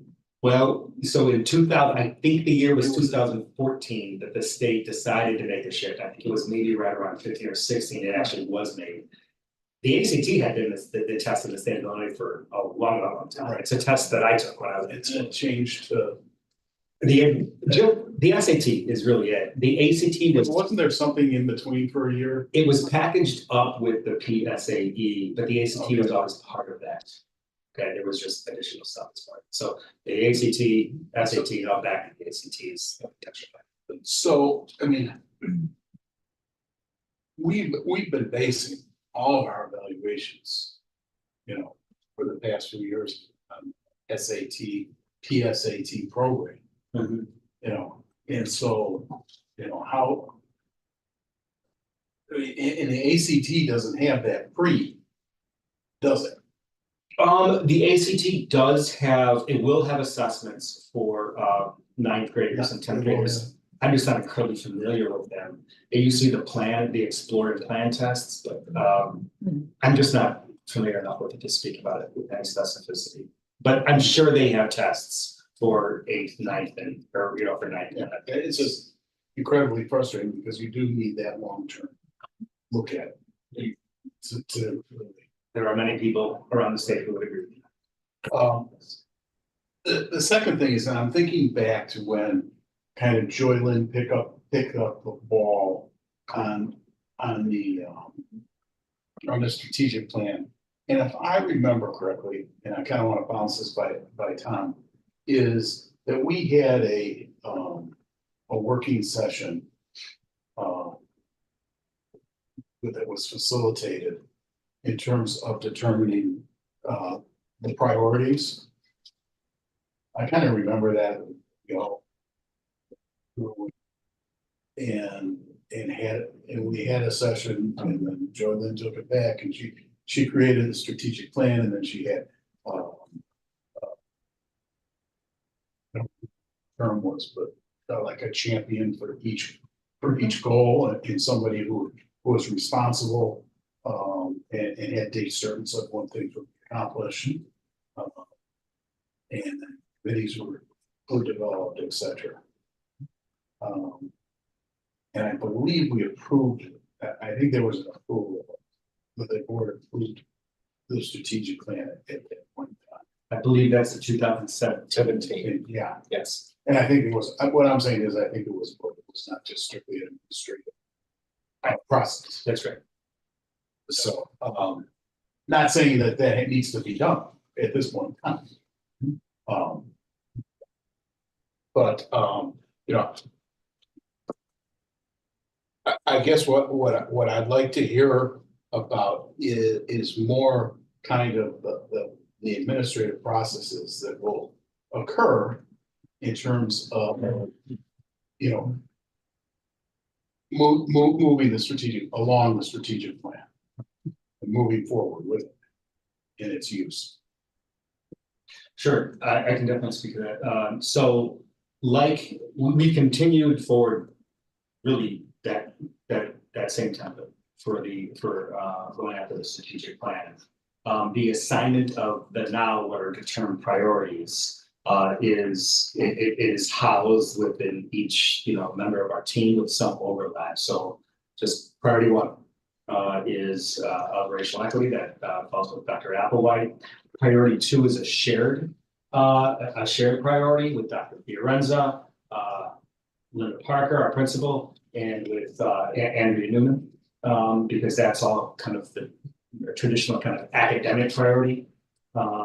Priority three, transformative leadership, is our faculty and staff. That's in our human resources office with Dr. Sanders. And priority four, operation facilities and finance, is all under Mr. Arbogast, not Dr. Arbogast, Mr. Arbogast now. I just gave you a degree. Congratulations. And it's an honorary. It's an honorary. That's right. That's exactly what it is. Bob, make sure that's in the Northern Journal.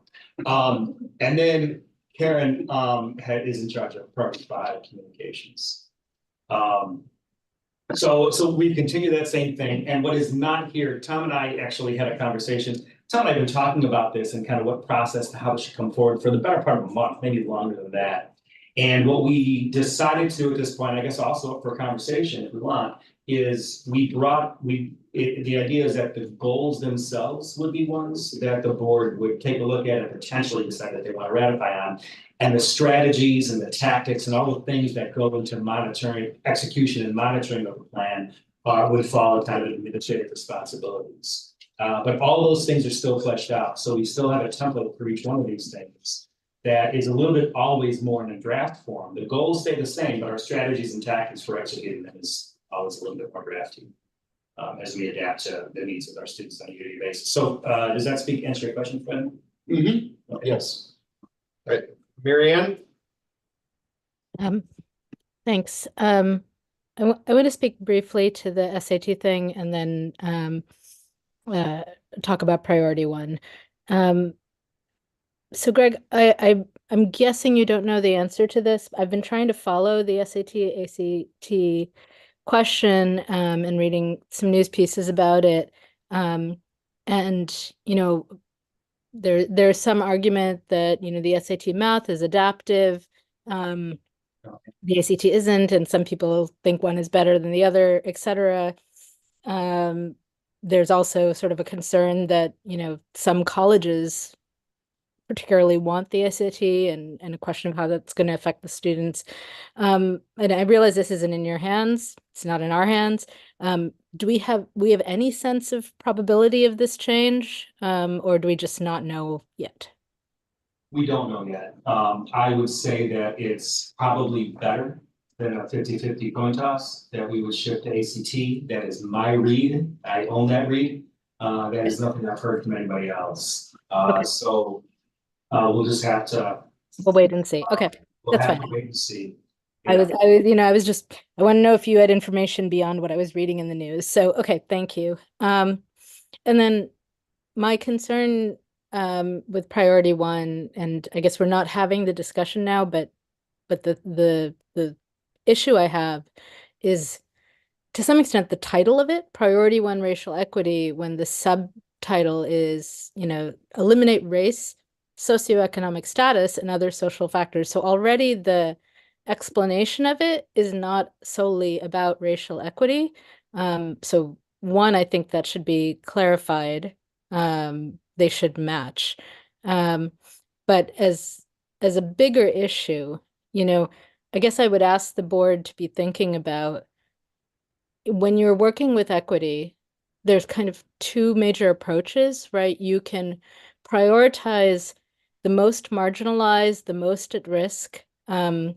So, if one group of students is more likely to die, right, you might prioritize equity for them. And, I'm, just a few weeks ago, Next Benedict committed suicide, a high school student in Oklahoma, after a trans student, after a high school bathroom bullying incident, committed suicide, I think, the next day. So that's one way to think about equity, is to go with the most marginalized.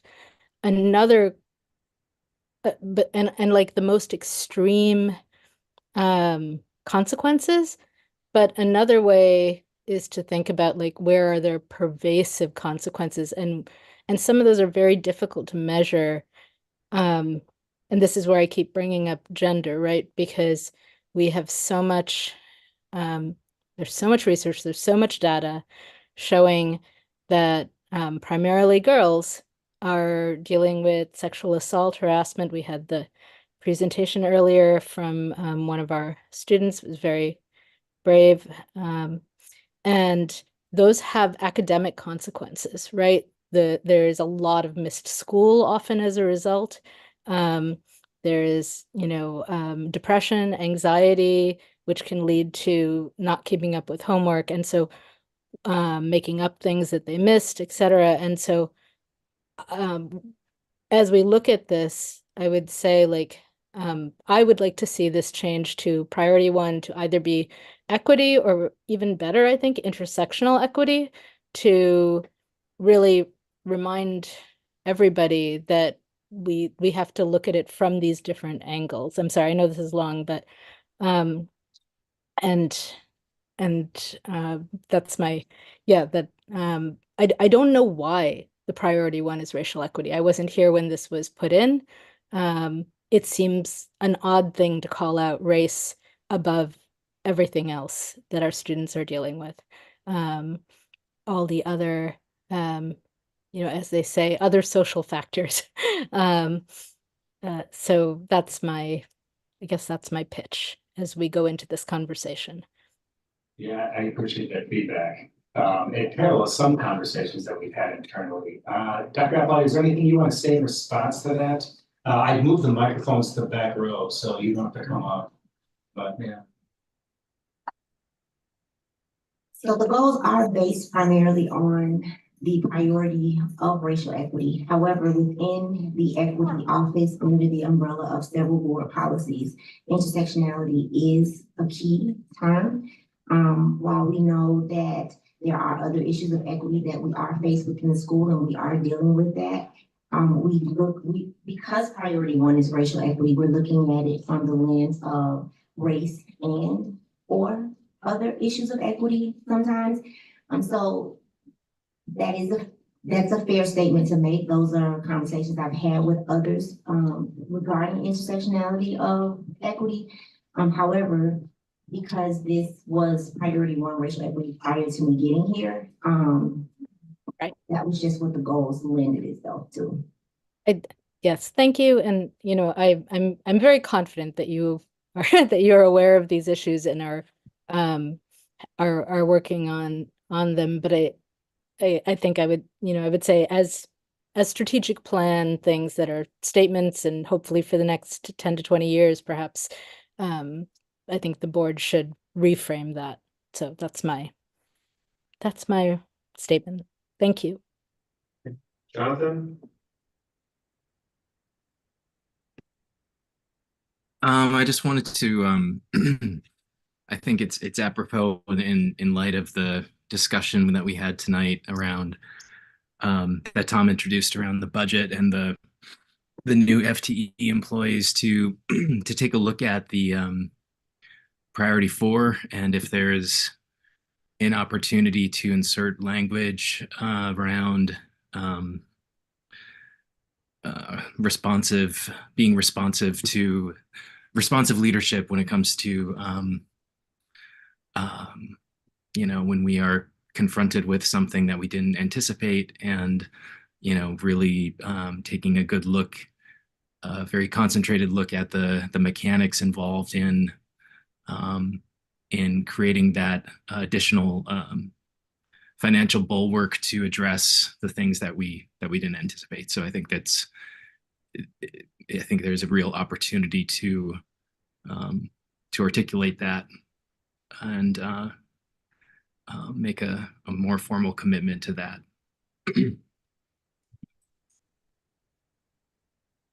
Great, thank you. So can I ask just for clarity, our goal here for tonight is not necessarily to dig into these line items, but rather just talk about what kind of process or relationship we as a board want to have with this effectively in updating the strategic plan. If I understand that. I would say it's twofold. I would say that one is that this has been the work of the administration in refreshing the strategic plan. So there is the question of what is the document in front of us, forgetting what has pre-existed and processed. So that's one. And then the second is what you just referred to, which is, and how does this fit into, from a process standpoint, what do we feel? So does that? That answers, yeah, that, okay. I would, if I can offer how I'm interpreting this from a process recap standpoint. In 2017, the district had a multi-stakeholder large process to create the strategic plan. Is that correct? That process was actually in 14, the multi-stakeholder group. And Karen, you were the only member on the admin team who was here when that happened. So the major process was in 14. There was a kickoff in 17. I don't know, I think just before I was hired, I don't know how exactly involved that was. As long as we're not. Yeah, and the years matter. I want to make sure I get it right. So the original process happened in 2012, 2013, and the approval came in 2014. Okay, so there were about 100 people involved, stakeholder, and then the second time when Joylyn went through it again, everyone who had previously participated was invited to participate, we had about 30 stakeholders who did, and a lot of it was the involvement of faculty and staff. So were the 4 priorities born in 2014 or 2017? In the 2014 plan. Okay, all right. And Not quite. They were born, but they shifted between the two. They were kind of reconfigured. The priorities were a little bit different. It's the same. yeah, I The think same actually it was content. 6 different. Right. There were 6 and one, and so they were reshuffled. It's the same pieces, but it was kind of reorganized. So I just want to be. All right, so basically, in the 2014-2017 timeframe, multi-stakeholder processes were undertaken to generate 4 main priorities in a strategic plan. Right. Those 4 priorities have persisted. And the only thing that's changed, of course, were the SMART objectives in support of each one of those priorities. You got it, and they've gone through several variations. Yeah, I see that, because the last time this was done is 2021. So we're 3 years past the last time we've looked at the SMART objectives and refreshed them to reflect current conditions and so forth. Okay. So the question I think for us to decide is, number one, is the solo development of SMART objectives by the administration what we want? Or do we want to weigh in on and comment and maybe edit or add or subtract to those objectives? That's one thing we gotta decide. Or rather, is our role to let the administration create those objectives and then we monitor and scrutinize progress? An example of which would be priority 3, which in 2021, the first SMART objective was to increase representation of minority teachers to 35% of the overall faculty. The refresh we just got says by August 2028, increase the diversity to reflect student population, faculty of color to 35%. So it's essentially the same SMART goal, but 3 years, 3 years onward. And this was an issue I was interested in the fall, because the question becomes, okay, what are you, you've identified the SMART objective, what are the strategies and tactics you're gonna implement in order to achieve that? So that would be an example of monitor and scrutinize rather than us jumping in and trying to edit and so forth. And the last question for our board would be, are we okay allowing the administration to unilaterally create a brand new priority, which was communication?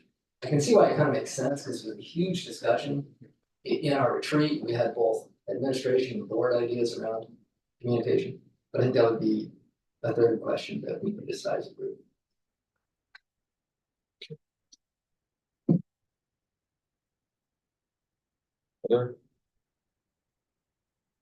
So I have the distinct pleasure of having been involved in 2013, right? So I've ridden this horse all the way through. I don't remember every last piece, but you know,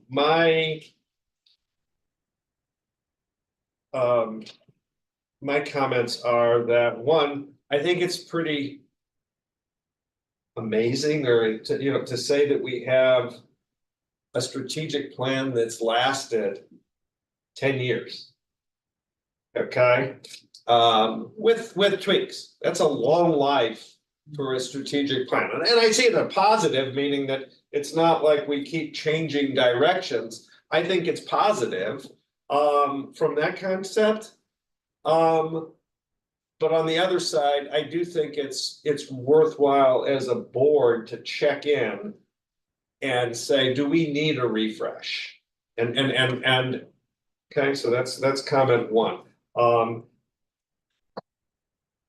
the priorities, and that kind of gets into Mary Ann's comments about number 1, which I can remember there was, very clear, distinct conversation that required the word racial equity, not equity. Okay, That was the will of that board and that support group. So I do think that is something we might want to consider, okay?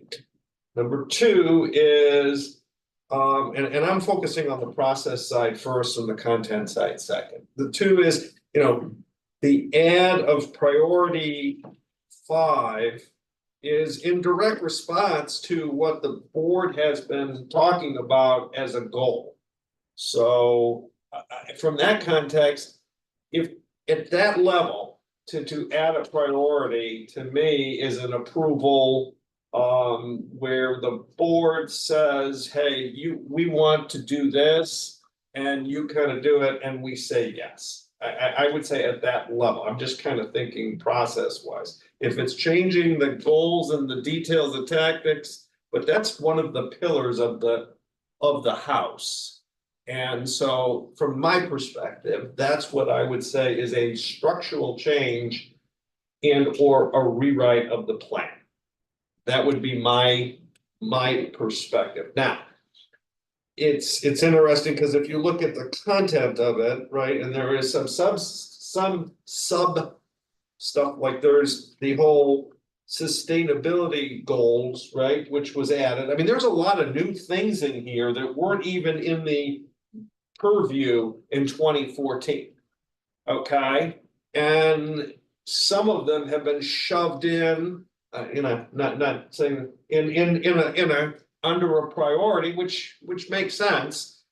And how do we determine what gets kind of included under a priority, an existing priority, and what warrants a new priority? And to me, that again comes back to, as a board, we're saying, hey, we need to put energy and effort in this domain, this pillar, and we want the plan to be reflective of that. So I think I'm trying to be consistent on that piece. So that, I guess, I would say if we change a priority, it needs to, the board should be saying, hey, we need to change the priority, whether it's a new one or the wording, we want to change what it says, because one word makes a big difference in a document of this type. So I guess that's my process point. From a board perspective, from an administrative perspective, I see some very positive evolutions of what's been done, and I applaud what you're trying to do, which is to continue to really tighten down on these. And I would, not counting, forgetting the whole ACT jump off the cliff discussion there, I think under priority 2 goals, 3 and 4 need to be, how much are we going to increase? Increase doesn't mean anything. So there's, we got to continue to make these measurable, right? I might be dealing with the, Number 4 has a measurable of it specifically talks about 2 additional endorsements. Number 3, yeah. Number 3, we figured that population is so variable at this point. It was hard to really nail something. So you need to get a number, but so that part of what the administration is doing is good, and then I would fall back to, then we need to monitor that and have the procedure. So I guess that would be my recommendation on this, and then the question would be if there's any consensus on that, then we would need at a discussion point saying, we should schedule time to say, do we want to revisit the priorities? And if we do, what's the process we want to do, et cetera? Do we feel we need to stay the course, or do we need to shift? This is really a board discussion on whether there's a need. I agree. I think, making sure that we are aligned on the priorities and aligned on describing the priorities is there. To Graham's point, though, it's not our job to get to writing all the objectives going into that level of detail. It really is the monitoring and what's the frequency with which we want to have updates on the plan, how things are working, and progress against what the team has put together. Okay. So I think from a next step standpoint, So we gotta figure out, yeah. and we've got to separate what your job is and what our job is. So you've got continued work that will, this, you know, in terms of continuing to refine, adjust to what goes on there. From a board standpoint, we just need to make, in my mind, two decisions. Do we need to approve? Okay, or discuss and have a discussion on the modification to add goal 5. Because that is I'm sorry, priority 5.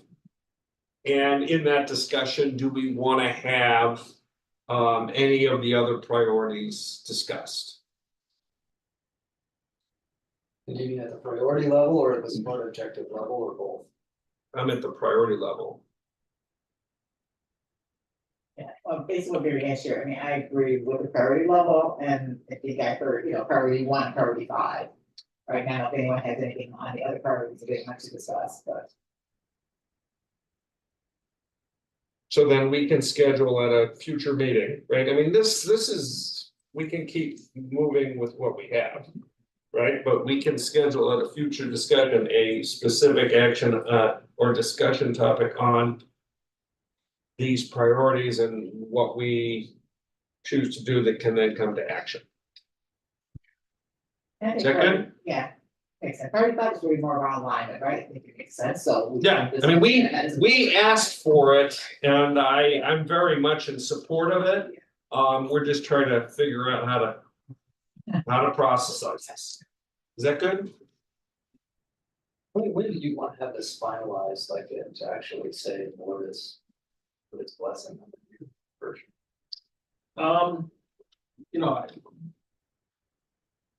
Our team hadn't really discussed that, so. I guess ideally, assuming that a complete brand new strategic planning process is not part of the cards, that would change my answer to the question. That's not in the cards. Then I would like to be able to start next school year with a good, polished, ready to roll list of priorities and goals. Which I think substantively is on the page that we see right now, if that's where you're going.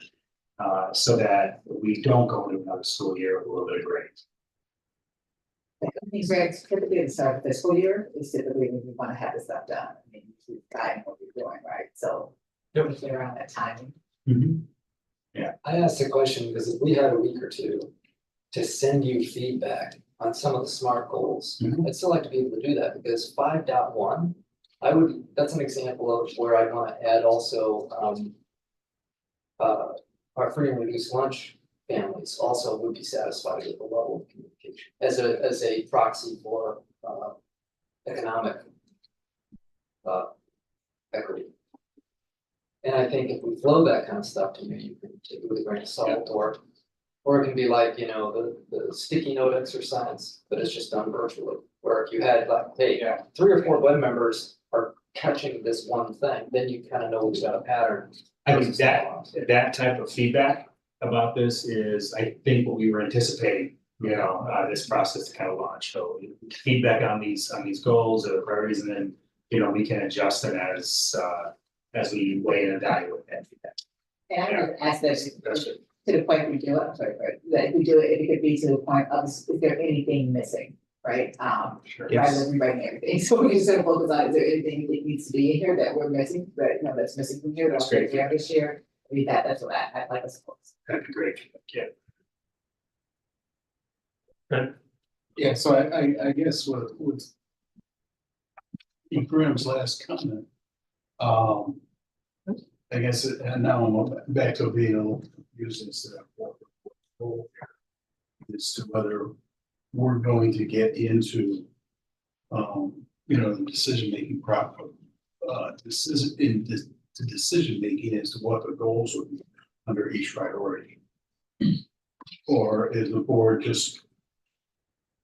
I think Audrey just said it in my mind, your question, which is yes, you have a goal, a priority that's a pretty high level. And then there are some specifics below that. And Audrey just said, is there anything in here that based on what the work that we've talked about, et cetera, that seems to be missing. And I would even say Jonathan's got it right, and our job is to feed that into the administration. Well, I see a difference between like a kind of the advisory role. That rather, when it comes to the goals, rather than a decision-making role, a decision-making.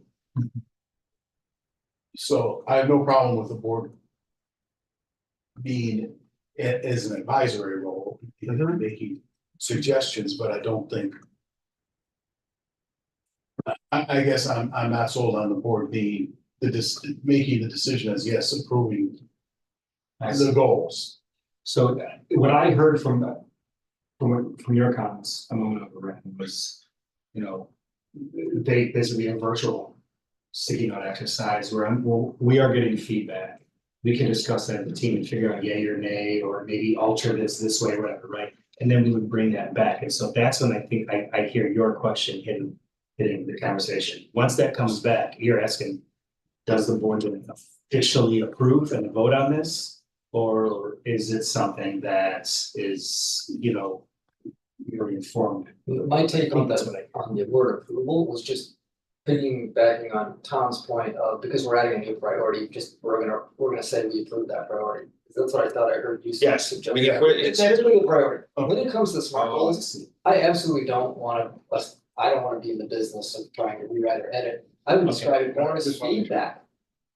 Shoot a note to the superintendent, say, hey, goal 5.1. I would suggest you consider blah, blah, blah, but I'm not writing anything. And if it turned out, you know, a bunch of us said the same thing, that may, you know, kind of hurt your interest, but I would just call it feedback. Okay, yeah, that's what I'm hoping. Does that make sense? Okay. So what I'm hearing from an action standpoint is that between now and June, we will want to schedule so that we can actually then approve the priorities that are in this plan. Because of the change in priority, we will schedule that. Okay, I mean, that just to meet the timing, and obviously feedback and communication on the details, just to make sure we're not missing anything is welcome. That's what your area will be focusing on, and we'll be making sure that the 5 priorities listed are what we want, and we'll do that by June. Does that work? And I think the overarching issue is that the plan as it's outlined today has continued to be refreshed. And I don't think, you know, the board is saying, we're going left, we want to go right. We are in alignment with what we have here, and it's been a long-term plan, okay? That's the main takeaway, is we're not looking to change direction. Now, Mary Ann's comments aside about what words are, that's important stuff, but we want to stay the course. Okay. Excuse me. Sorry, Tom, I'm not sure I agree with you. And I think I'm not in agreement with several of the board statements. I'll just say, you know, if you look into like what a school board is supposed to do, right? You know, school boards are responsible, I'm quoting various things. School boards are responsible for clarifying the school district's purpose and direction, set the school district's strategic direction and goals. School board adopts a comprehensive long-term strategic plan. We're supposed to set we are not setting the mission by ourselves, but we are working with administration on that and under, you know, ISB's guidance, right? And I don't, you know, it seems to me that this is actually like a major part of the job of, we cannot set policy, which is much of what we're supposed to do aside from the budget process, unless that policy is in support of a strategic mission of a strategic plan that we have agreed upon, right? In consultation, not us just, but us with the administration. So I just wanted to say, I think that's in fact like the board's job. I think that is a big part of the board's job. People may not agree, but I wanted to state that. And in terms of staying the course, I think if you actually made the change to one that I was suggesting, I think it would have major ripple ramifications going forward. So I think that's a real discussion to have. I don't think it's something that is just us signing off on something. So if I'm outvoted on that, that's fine, but that's where I am.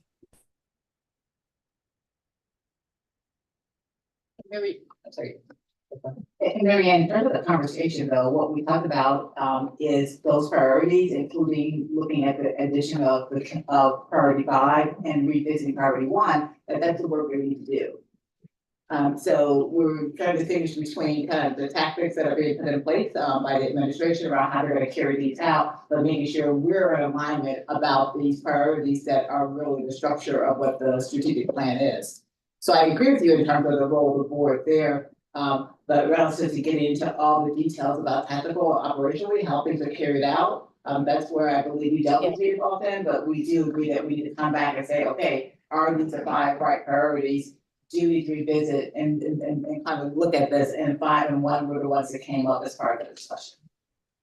Yeah, I think that like that I'm not looking to get into the operational details. So yeah. So Marion, let me respond just because Greg and I have been discussing this, and I did bring it forth because I totally agree with you. It is the responsibility of the board to, make sure that the priorities of the strategic plan are what we're telling the administration is where we want to go. So from that context, I'm totally with you. The word "stay the course" might not have been the perfect choice there, in terms of, from words, but I think,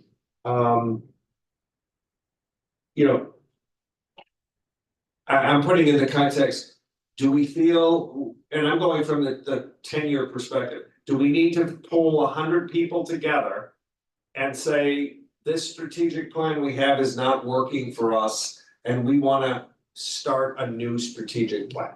That's kind of the So I'm not asking for that, just to be okay. clear. No, and that's what, when I said stay the course, that's what I was kind of referencing. I don't think we are in that position, and I think Audrey spoke it very well. We have much of it in, it seems fresh. We've added one, we're adding one, and there's one area that we need to refine, 1 and 5. And so we can schedule time to do that as a board and see how deep we need to get. Okay. I'm just curious, who wrote the SMART objectives in the prior versions of this? Was it the administration or the board doing? Yeah, so it was administrative and then the teams that they were working with around within the school. Jonathan has his hand up. Oops. Oh, yeah, I just wanted to come back to what I said earlier, and make a case for whether it's 4 or making a modification to 3. I do think that it's incumbent on us to think about how we articulate being responsive, adaptive leaders to how we demonstrate that working in a complex adaptive systems. I mean, really looking at this from a systems thinking perspective, we don't articulate that in the current iteration of the strategic plan in any of our priorities.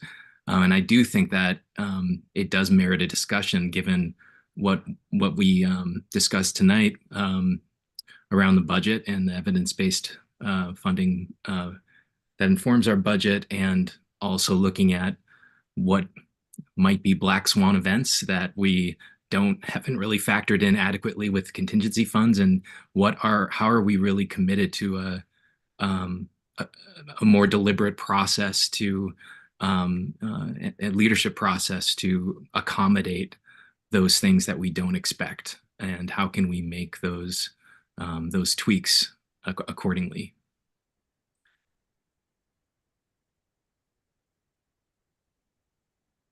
So whether that's adding 4 or 3, something about, transformative and responsive leadership or something to the operations and finance section, I do think that I do think there's merit to that discussion.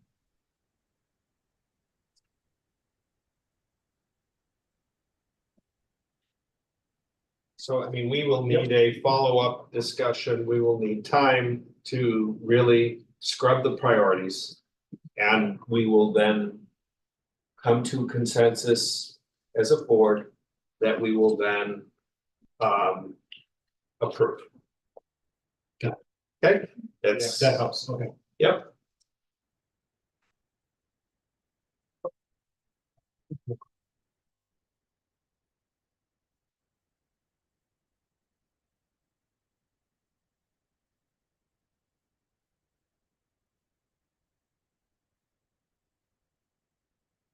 Okay, I'm just trying to wake up my computer. It didn't like the strategic plan. It went to sleep. Okay, our next order of business is Bob. Getting an update on the great NCAA basketball game. It's funny, mine shows board governance. Are they one and the same? Drake? I have a friend whose daughter goes there. Okay. Do we have a choice here? We could have a, okay, governance. I have 3 topics under governance for today to discuss, and others may have other updates. Okay. One is a procedural question, which is that as a board, we have held board officer elections, usually and Lisa will say it's usually late April and or May, depending on the timing of seating of a board. And so we are closely coming back to the end of the year of of current officers, and we'll need to do that. Our choices will be to do that on the April 20-something meeting. Regular board a month from today, or doing it in May. And I'm just doing a feel. I'm also saying that I will not be here on April 20-something. I will be eating paella, and I will be out of the country. So but that's just my own situation, not the board. So do we want to have schedule and plan for that on that date or on the cow meeting? There's no real rules of the road. I think we probably should add in the conversation though that. Yeah. Lisa, does the board vote? That's an action piece when they do that, correct? So I don't believe that that could happen at a committee meeting. That would have to happen at a special. Special order regular. Right, I just want to make sure we're right. Yeah, I'm sorry, when I say cow, the night of the cow at the special. Yeah, okay. Or the end, or it could be the end of May. Right? So, pardon? The night of the cow, it's creepy. The night of the cow. So does the whole board be present, because it's for, May is always hard because of this different, because I'm out of town on May 9th, right, so. Yep. We're gonna probably run into different schedules. No, I mean, the board. There are board absences for all kinds of circumstances. I'm just bringing it forth so that we have our calendar in front of us. So. April 20. So I'll just throw in, I don't have a preference for dates. I don't have any anticipated absences. But my mother-in-law is quite ill. So it's so I may at any point need to miss a meeting or two, and I won't be able to give you guys much warning.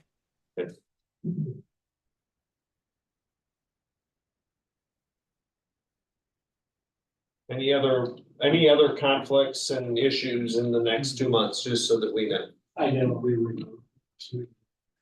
The first week of May? So it sounds like we should go with April, the end of April. Which is what our schedule, would fit in. Okay. Okay? Mhm. Good, thank you.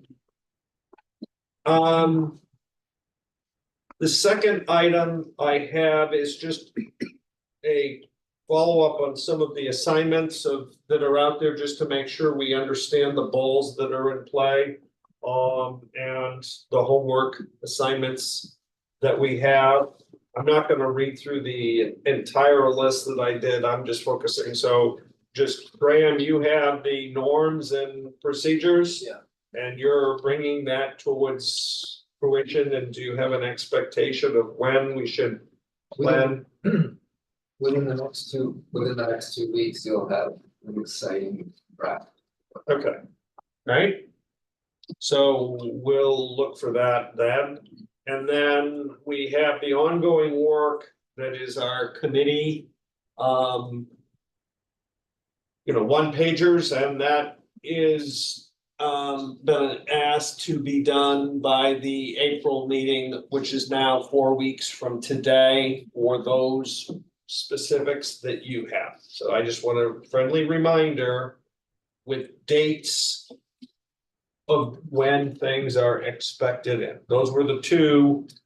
There were other goals that were out there. I'm not prepared, that had assignments. People haven't raised the flag, so I'm not prepared to go through all those. And then the third and meatier topic for governance is a discussion on the potential addition of a student to our board. And I am going to be passing the ball to Audrey, who has done some legwork on this, and you may take it away. Thank you, Tom, and along with a lot of help from Greg, so thank you very much. So this topic initially came up during our retreat. As we talked about goals, the question came up whether there should be a student on the board or student advisory representation. At the get my acronym right, the Illinois Association School for going there for the conference. Back in the fall, we heard just a lot of details from schools that were doing this, and Leiden also shared what they've done with respect to having students on their board. And so, in just some additional research and looking into what schools are doing, our peers, some of our peer schools in the area, we will present just to share some information for consideration as to if this is something that D200 would want to adopt. And so I'll go through quickly some information that's put together for just background, and from there we can get into discussion and questions. So going to the next slide around why consider student representation. Some of the things we heard from both the schools that we spoke to as well as ISB is that you just get different thinking. You get broader thinking from students, you get more creativity, you get a fresher perspectives, and you get aware of things that just may not bubble up to us. And so it gives you an opportunity to have a different point of view. Efforts around school climate and culture, that students can be representative for helping with that. Again, perspectives on things like education policy, and clarity on how what is being done is actually being felt and experienced by students.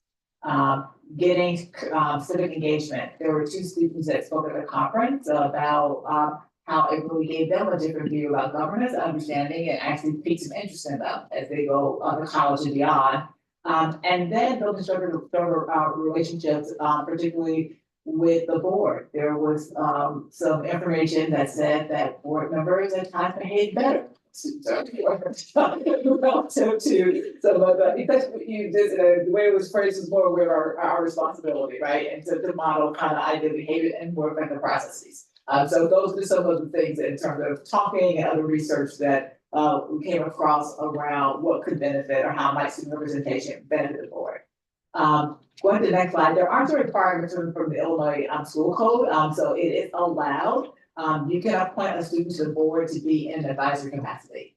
And that would mean really from a open meeting perspective, students who are on boards in that capacity do not participate in closed sessions, they don't do closed session materials. And they can also, kind of be appointed to, subcommittees. You can use them in a lot of different ways, but anything that would be in a closed session, the students would not be involved in. Next. Audrey, I do want to add this just so people who are listening, it is on the slide. But you did mention that they also cannot vote in even an open They session. cannot vote, yes, they actually cannot vote.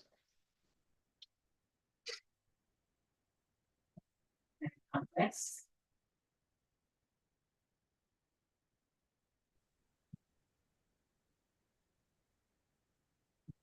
Yeah, and then this, I know it's really hard to read, but there were 11 districts contacting Greg, if there's anything you'd like to add to, and 9 responded. And some of the common things we saw is some school districts only had 1, more had 2. The idea behind 2 is that you would have them to not feel like they were the only ones, that it was helpful to have another student on board. And several districts do a mentoring relationship where there is a junior and a senior, and where the junior is learning from the senior to take over the following year. And so it gives them an opportunity to also spend a couple of years getting more in depth. The meetings they attended were all over the place, depending on how many meetings that the school districts had in a given year. But in general, you saw 1 to 2 students. And a lot of schools have had this in place for quite a while.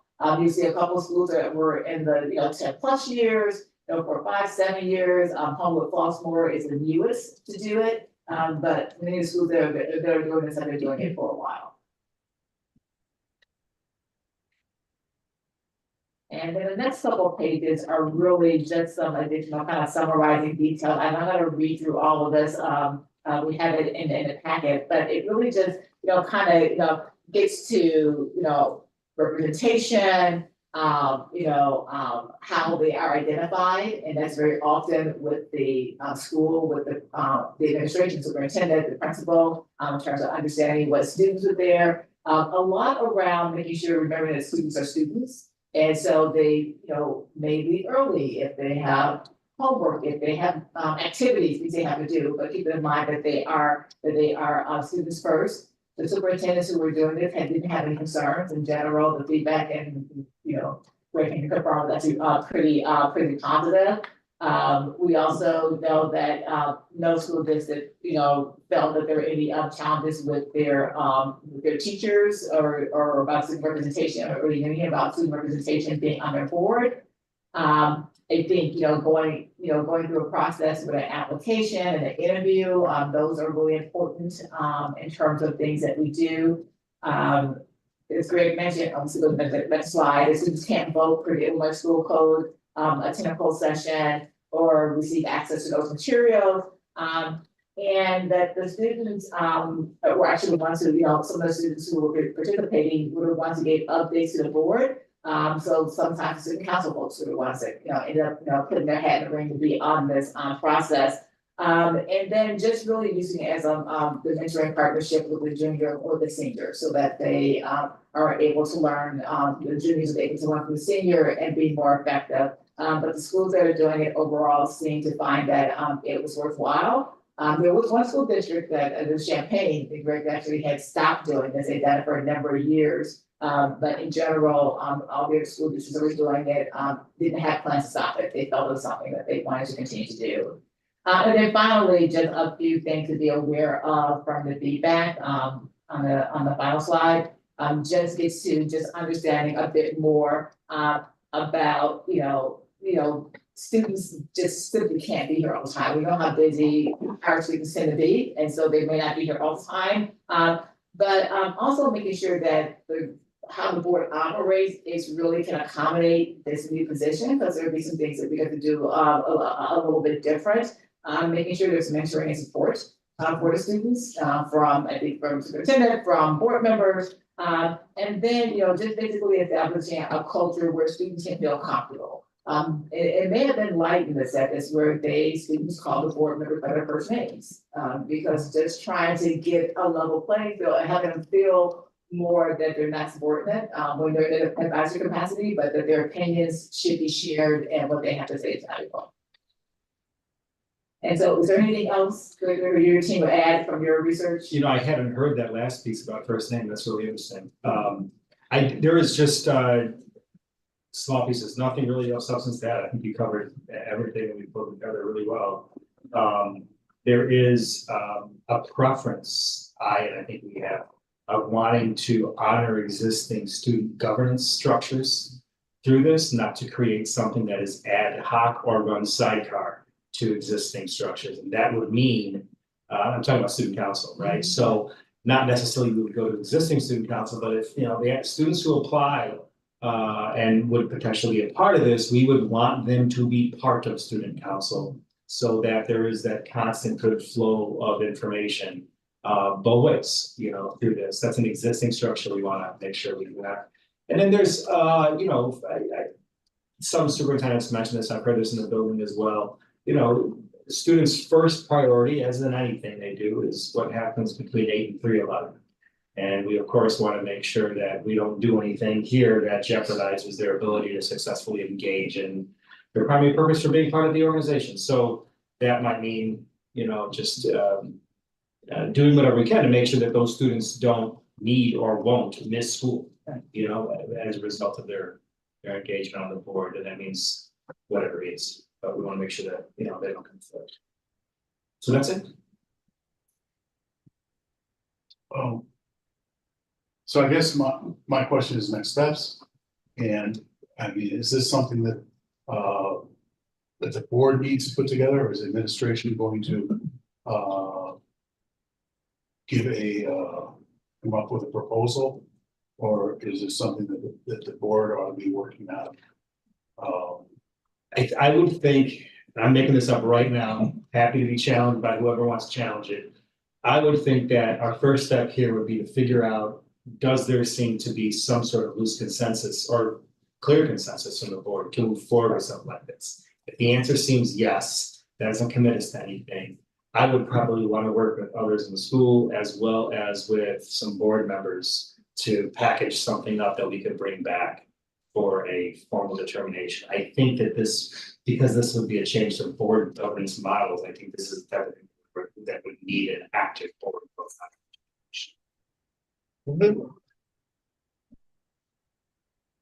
Anything you want to add? Yeah, I think because the other attachment that you provided, the readiness thing, I think is pertinent to this discussion, which is, I think the first question is, is this a direction we want to go? Forgetting, based on what I think is some excellent work, Audrey, thank you, Greg, and I can say that has been the desire of prior boards, okay? There are those who are no longer serving that had passion for this. And so this has been a long kind of germinating topic, and now it is before us. So I think the first question is this a direction we really want to go? And then we can look at, are we ready to do it? And what is the work that would be involved in doing it, then would precipitate out of that. And I think the questions here are good ones, that can make us think through it. So I would start with that. Are we, do we want to keep moving in this direction? Graham? If I could offer to, I'm sorry. Also, Marianne, no question. She had her hand up. I'm sorry. Okay, yeah, I am. It's okay. It's okay. I know it's hard to notice those. Thanks, Lisa. I think I appreciate, Audrey, you did great work on this. Thank you so much. And Greg, it was very helpful. I didn't actually realize it would be so overwhelmingly positive in the experience of the superintendents and the others. So that's great to know. I'm enthusiastically in favor of the concept. I think as Tom says, the practicalities, timeline, the work, they obviously noted several times in there that, the student needs appropriate support to make it, in terms of mentoring and so on, to make this work. So that's clearly a question that needs to be discussed. I wanted to add one other potential pitfall that I don't know if this is something to go research, but I realized, so my daughter is on student council. She's a junior. I don't think we're likely to implement this so quickly that it would be relevant, but um, I wonder whether there should be some kind of policy about, family members not, like if you have a family member who's on the board and you're a student, there's an appearance of impropriety question, I guess, that I could see the public having a concern with, even if the student member is not voting. And I wonder whether we should have a policy against that. And I guess it's sort of a research question more than anything else. I don't know if anybody else does. But I wanted to raise the question. So. That's great. Does that come up in any of your conversations? It Will it? is not. Okay. I mean, I agree with something, Marianne, that we can look into. I would say just from a corporate perspective, from a nepotism and direct, working together, right, it's very much not allowed. It would be super awkward for me too. So, Can I chime in? I have to, because this is fact, is that soon after I was elected on the school board, I had 2 of my children be in student council and actually were voted in to serve as board reps. Now, it's a different role than what we're talking about here. This is a more full-fledged role versus a student, but I was one happy dad, and they wanted to be here with me, so and they were voted. But anyway, I'm just giving. Yeah, but Marianne has a good point. It's a real question. It could be taken as, could be taken negatively, so, or perceived negatively, I should say, by others. Okay. Can we go back to slide number 2 from the presentation?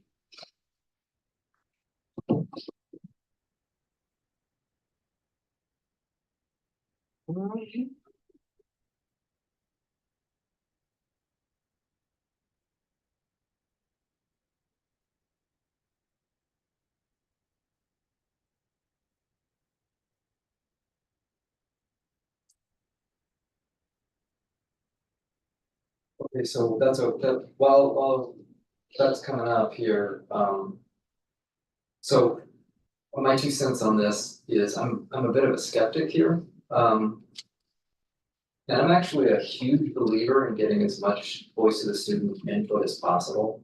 I feel very fortunate that I get to have weekly interactions with a half a dozen students or more.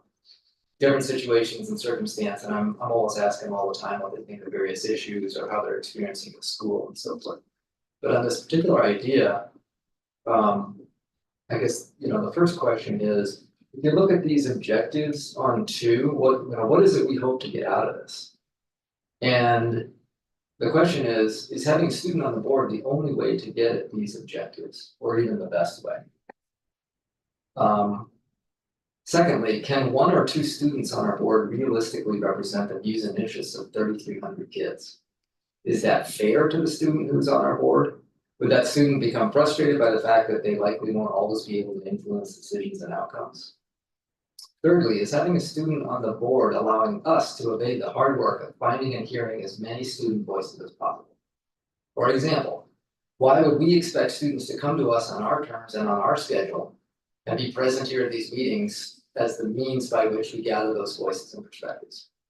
What other ways can we access more of those voices? For example, 1 or 2 of us being present at student council. I would note the same question applies also to how we want to reach out as board members to other families that are less heard. So those are the reasons, I question, is having 1 or 2 kids on this board the best way to get at these goals? And I have a couple of thoughts on that and other areas. So first, these are not objectives. This is just saying when organizations or schools that do this did it, these are some of the positive things they said about it. So it wasn't that here are our goals, it's just kind of why would you consider it? based on the experience of some of the other schools that have done it. I also don't see it as the only way. I don't see it as a mutually exclusive, like we do this or we don't do anything else. So I think there's opportunities to go across.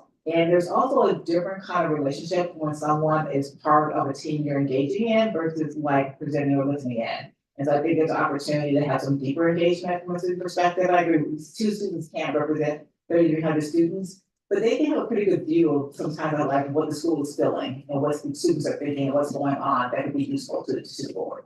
So that would just be my perspective from those pieces.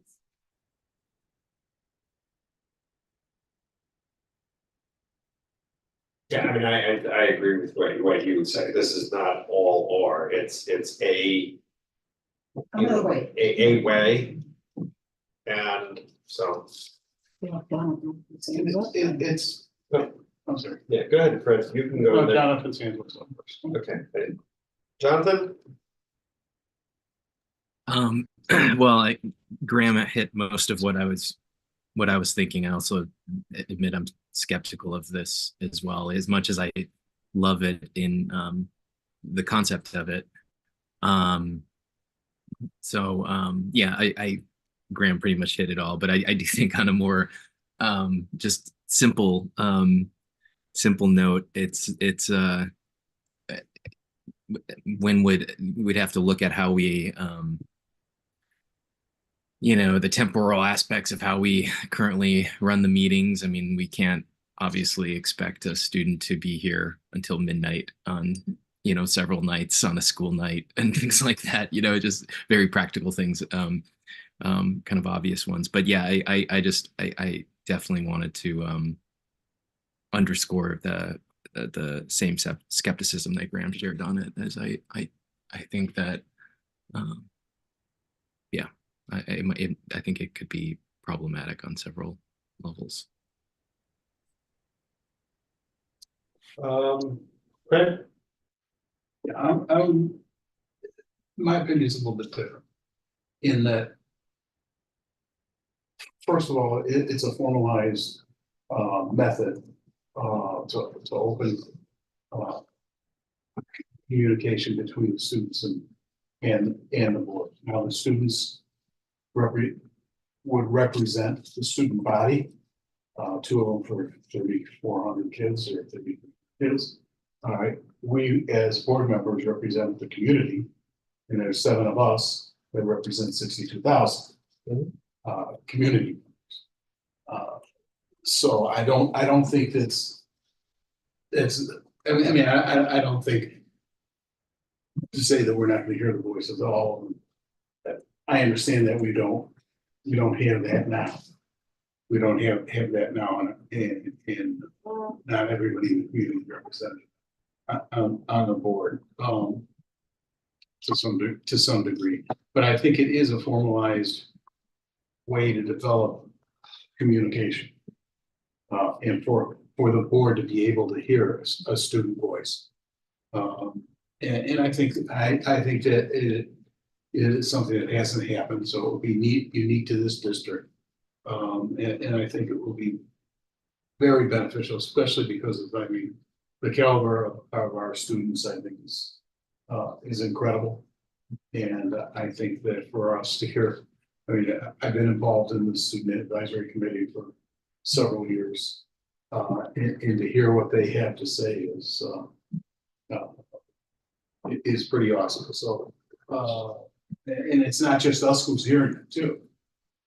This is really the whole community that's going to hear what they have to say. So that's why I see this as a unique opportunity. We have one student voice on CCB, and she's been a really invaluable contributor. It's always really interesting to hear what she has to say. And it's usually an insight that nobody else in the room have. I can see the value in having that voice at the table. I think that my concern is similar to Graham's, though. The CCP isn't a decision-making body. We are, and I think that if we had a student at the table, we would take that voice really seriously. And there are times when it would sway us. That voice might persuade us. And if that's the case, then I think that we would need to make sure that that voice was truly representative of the student body. And that's kind of what I struggle with. It's, an application process where the superintendent and the principal choosing the representative. That strikes me as not a great way to have a truly representative student voice. Student council, I realize, is an elected body, but are they really choosing their person who's going to be their voice to the board? I don't think so. That's kind of where it breaks down a little bit for me. I would want to work through that. I'd be really curious, two of the thoughts, I'd be really curious to know, was it Champaign? Was it the district where they had a super representative, but then they've gone away from it? I'd be really curious to know if anybody knows the reasons why they made that decision. And then one other thought is, if we do go forward with this, I think that we're going to need to be really thoughtful in implementation. We want this to be of value to our work. We want it to be of value to the student, and then for their experience to be meaningful. And so I think a board member to student representative mentorship relationship would be important. And I think that it would be worth an extended conversation even before a student member joins us about board processes and just talking about specific ways to integrate that student voice. Times when we want to highly value it, times when we want to maybe value it less, or so.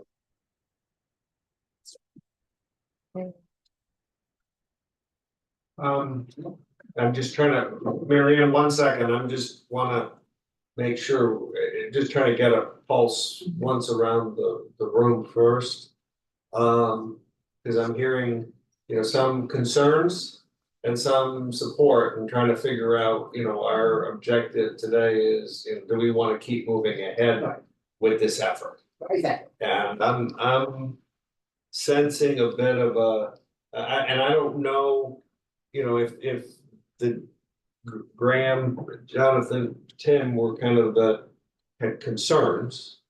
Is the way I'm reading it. Let me first, I want to just get all to voice an initial feedback. I'm in support of doing this. Having talked about it, I think it's going to require some work, right? It can't be done willy-nilly. I think it will make us a better board. I think it will, even the work we've been spending a lot of time talking about governance and how do we govern. And that has not been done in the 10 years I've been here. It just kind of go, and I think it will force us to be a better board from that standpoint. I believe that. I believe there's a big benefit of having student voice. I hear some of the concerns and time and all of that, and that's where I think we've got to say we would have to be mindful of them and such like that. I don't think it's a slam dunk, being that I hear your concerns. So I'm in, but I would like to keep moving ahead. So as I hear it now, and Mary Ann, I don't know, you want to talk? You're on mute now. Sorry, guys. I just wanted to add as a data point, I guess, that I have two departments, Global Asian Studies and English, and Global Asian Studies has it's not the same kind of thing we're talking about, but they have a very active student board that meets regularly with the director of the program, et cetera, and English does not. And my experience over the past several years has been that it's been really positive, and they have changed the direction of the program in very good ways, I think, and brought things to us that we would not have come up with on our own. So, and that PDF that we didn't review, but the PDF that was attached to this starts with that line, "Nothing about us without us." And I just want to, I guess, lend weight to that as like, that's a pretty serious political principle, right? That, you know, that arguing for having student representation on the board. So I'll leave it at that. Okay. Jonathan. Yeah, just one more comment that I wanted to share is that I think that you know, that if there is a way that we could really factor in advertising, you know, in this discussion going forward, how we would, I think it's really important if we are going to go forward with this, that to figure out a way to, I mean, it's a real opportunity to add a voice at the table for those that are underrepresented and those that aren't currently being adequately that don't adequately have a voice at the table. So I think thinking through like that, I think it really would be an added benefit if we are going to continue this conversation and just really to think about. But I feel like a lot of those that the students that traditionally benefit from this or have really that report great experience are those that are already they're high achieving and they're more outgoing. I would want us to think through the process of, you know, how we could really, you know, how we can operationalize finding out how to look at this as an opportunity to get those voices at the table that aren't currently at the table. I guess it's just the simple point.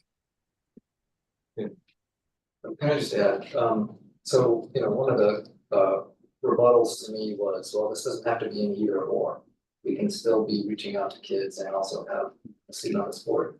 But I guess what I would ask our board to consider is, if you take a step back and think about the big picture goal we're saying we want. We want to get more student input and perspectives so we can drive broader thinking, support school climate efforts, gain fresh perspectives, encourage civic engagement, build stronger relationships, and now I'll bolt on Jonathan's ad here of hearing from the underheard students.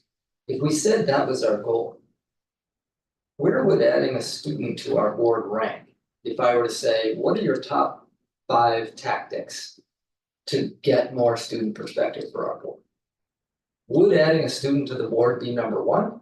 Would it be number 5? What else would you put ahead of putting a student on the board in order to get the student perspective and allowing us to collectively and individually be better board members from that exposure? It's a rhetorical question, but I'm just saying that's something I think about. It is a question, and I think about it honestly, Graham, for me, this probably would be the best way for me to be involved in student stuff. Oftentimes I can't do stuff in the day when students are, you know, in terms of like different things, or going to clubs or going to activities or things like that. It's actually time would probably be the best time. You know, just thinking about what you said. I think there are different things that work for different board members, but I think of as a collective board, I don't know of anything else where the whole board can be together and hear from students other than in these sessions. Yes. Actually, to that comment, I think in some ways, thinking about how it worked for us in the school, I think in some ways the answer to that last question would be dependent on the infrastructure, at least partly dependent on the infrastructure behind that student to make sure that they are wrestling with the topics from a pluralistic perspective, which is what we would need. There isn't a conversation, there isn't a topic, there isn't a concern or reason to support that I've heard that isn't right. You know, I mean, this is an issue that is complicated here. But there is one perspective that I haven't heard, and it is rightfully, you know, not primary, but for the individual who's doing it very well. And that is that this would be an opportunity for an individual or 2 students to really engage in civic life in a very authentic way that they couldn't really get during their high school years. It would be in some ways one heck of an internship for an individual kid to see what civil governance really is. And that's an individual benefit right? Not necessarily a collective one, which is why I think it's appropriate that it hasn't been named so far in the conversation. But it's not, but it's relevant, you know, for the individuals who want to go for it, for sure, so. I think what probably got me more thinking about, I know it came up a little bit, maybe something you should look at. It was really looking into students who had been on the boards, and part of the district and graduated, who spoke at the conference and talked about what they got out of it and how that shaped them. That's actually what pushed me towards saying, oh, this is something worth looking into. Because they got, to your point, they got a lot out of it. And so that was really helpful to hear. Yeah, and I have, you know, what's influencing my thought is a similar kind of lens, Audrey, which is I'm thinking of students I know that have really been, and I'm saying played a leadership role in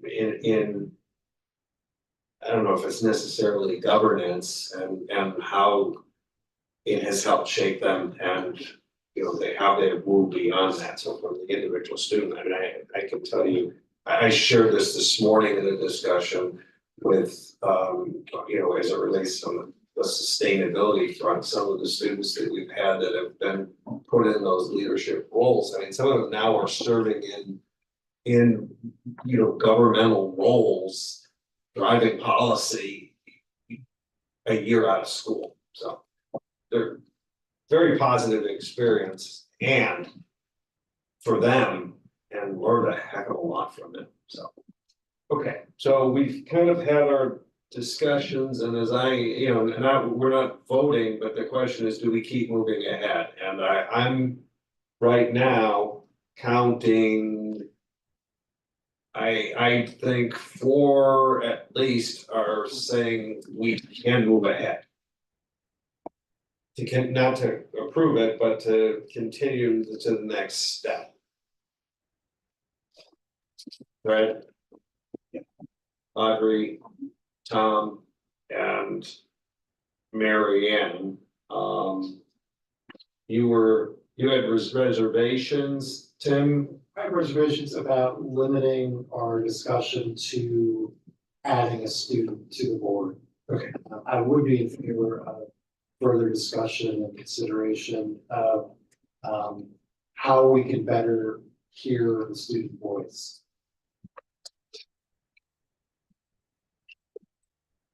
Yeah, I agree with that. I agree with I'm definitely for continuing the conversation as well, despite skepticism. It's definitely has merit. Yeah, so I think that's a different, a related and important question. So for today, I'm just trying to think of where we are for a next step.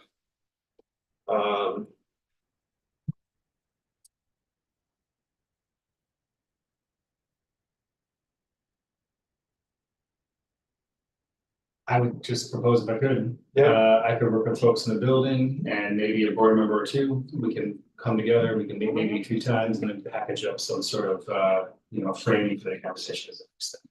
And we can bring it to the board. I think that's good. When we're ready, I don't know what time that would be, but That's fair. we'll figure it out. Yeah. Any volunteers, work with Greg? I can, if you're working in the summer, I can volunteer. Here we go. Yeah. Okay, very good. Great, okay. Thank you. And thank you for your preparatory work and thank everyone. I think this is good dialogue. And we will move on to, I think.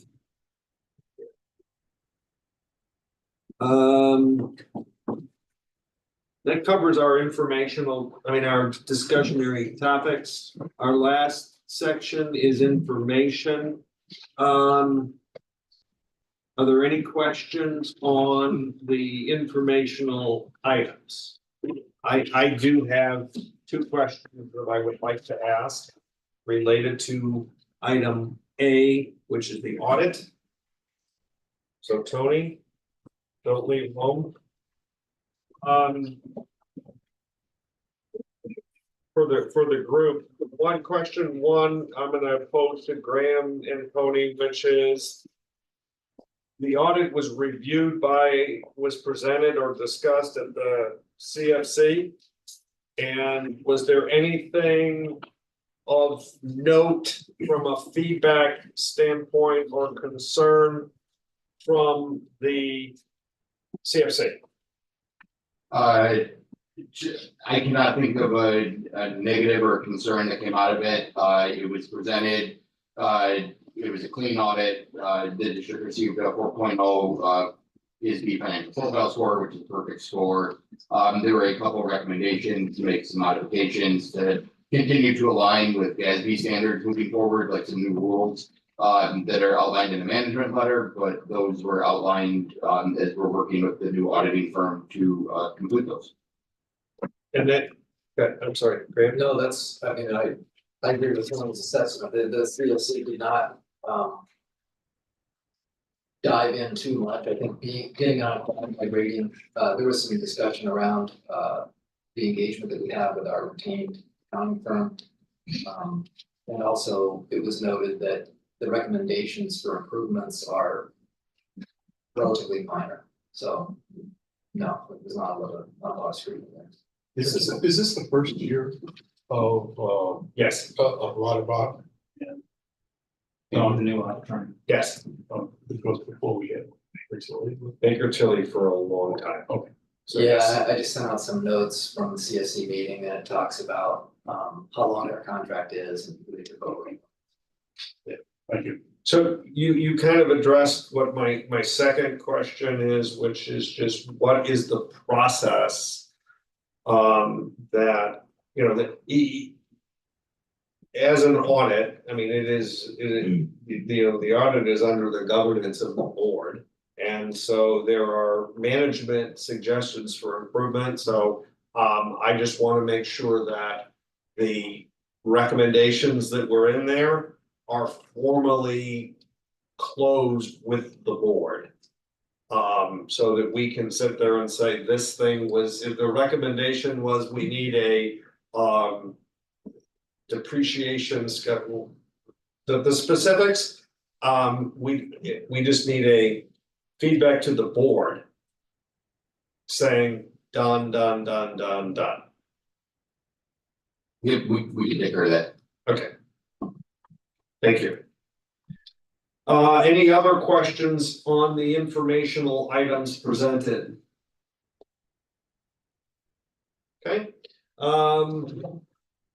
On our district committees, quick run through any items of note.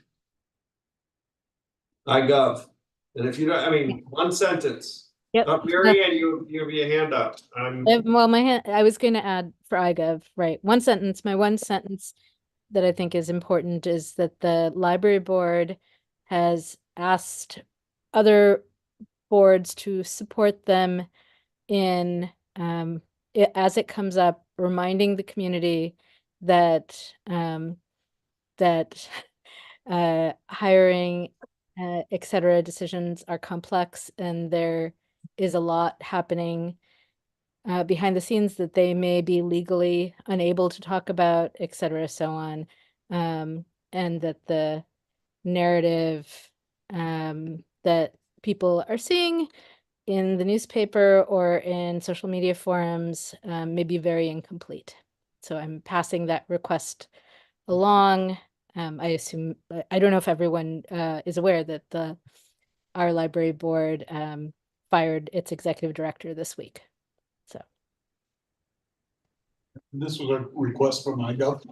Yeah, this is a request from the library people at iGov. CFC. 3 quick takeaways. You'll see the notes that I sent out this afternoon, but the 3 highlights would be Steve Miller concluded his term as chairperson and chair was elected. That's Greg Kolar with a vice chair, Kathleen Cordell. While the audit didn't get a ton of discussion, the most media's conversation was around the EDF. And commentary and thoughts around the varying levels of adequacy we have on the EBF metrics. And then thirdly, we had tasked the CFC to provide their input on the kinds of data and metrics that they think would be useful for our dashboard, specifically the financial component.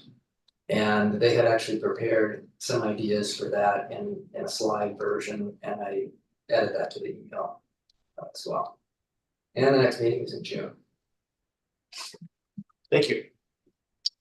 CCB. CCB met last week. This was the meeting that is devoted once a year to considering revisions to the behavior education plan. This year, the administration is not going to bring forth any new revisions to the plan. So rather than a discussion, Principal Parker and Assistant Principal Lorraine led a really pretty amazing experiential learning program. Putting the members of CCB in the place of the dean, and confronting us with scenarios of student misconduct and asking us to craft the outcome. So it was really an interesting exercise, and I think the consensus in the room at the end, every parent bought into the idea that this is something that the administration should take on the road and share with as many parents as possible. I think it would give parents in our school community some new, fresh, and valuable insight into just how hard it is to craft appropriate outcome. It's in complex dysphoric situations. So kudos to Linda and David for that. Thank you. Apple. Apple met on the 5th, and their focus for the meeting was on IEP and 504s. So helping parents understand the differences between them, pointing them to the resources on the website for the school, and just really talking through the process, the meetings, what to expect. And there were actually quite a few questions, so it was good to provide that. Thank you. Sustainability has not met. Facilities. RFCC. Hasn't met since our last meeting. Community Council. So Community Council met last week on 12th, and then Tim also attended. Thank you, Tim. Along obviously with Greg and members of his team. And I see that Mr. Solomon has left, but despite his very lopsided and slanted story that appeared in the Wednesday Journal just recently, it was actually a very good constructive dialogue. It was a good start. The leadership did a nice job of breaking everyone into smaller groups and giving them very specific questions to focus on. And so, we kind of rotated and listened in on some of the groups, and it was really great engagement from all the members who were in attendance. And the ideas are still emerging. We have an initial summary, so there will be some follow-up to sort of look at that data, but definitely some good input for us as we move forward. Excellent. Bob, where are you, Bob? He can listen to the recording. Hi, Bob. Did Drake win?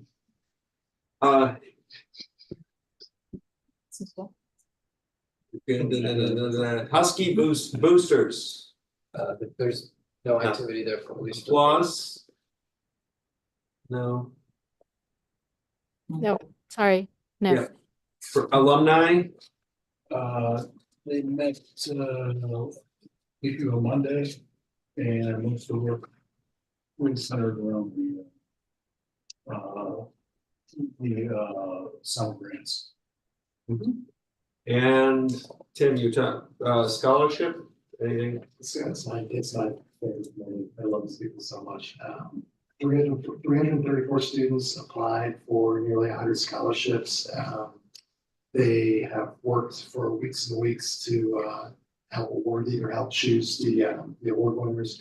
Results are going to be announced on May 1st. Yeah, just a terrific committee.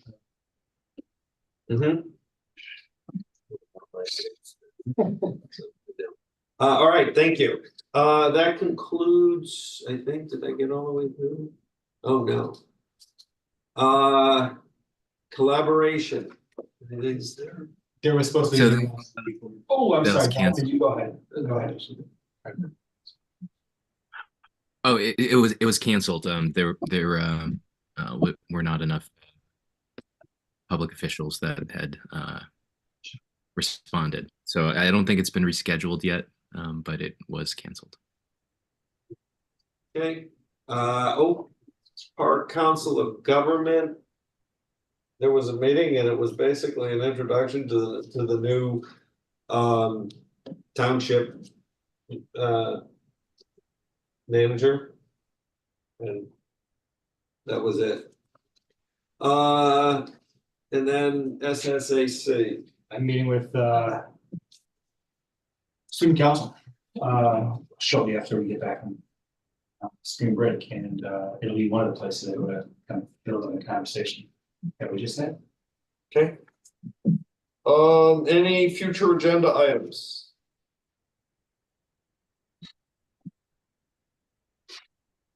I have one, and I don't, this is a discussion that's kind of brewing, and I don't know how to frame it, but it's what other areas of risk management as a board do we need to be updated on? Just that's the big picture question, so I don't have an answer, but are there other areas of risk? And it kind of stems, the audit is a review of financial risk, a review of our systems, etc. So that's I don't know, space holder. Yeah, I'll need to talk to you more about that to flesh that out. Yeah, I don't agree. Anything else?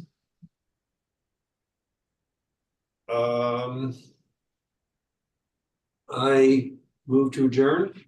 Second. All in favor? Aye. All opposed? Bob, we were looking for you. Bob, we just missed it all.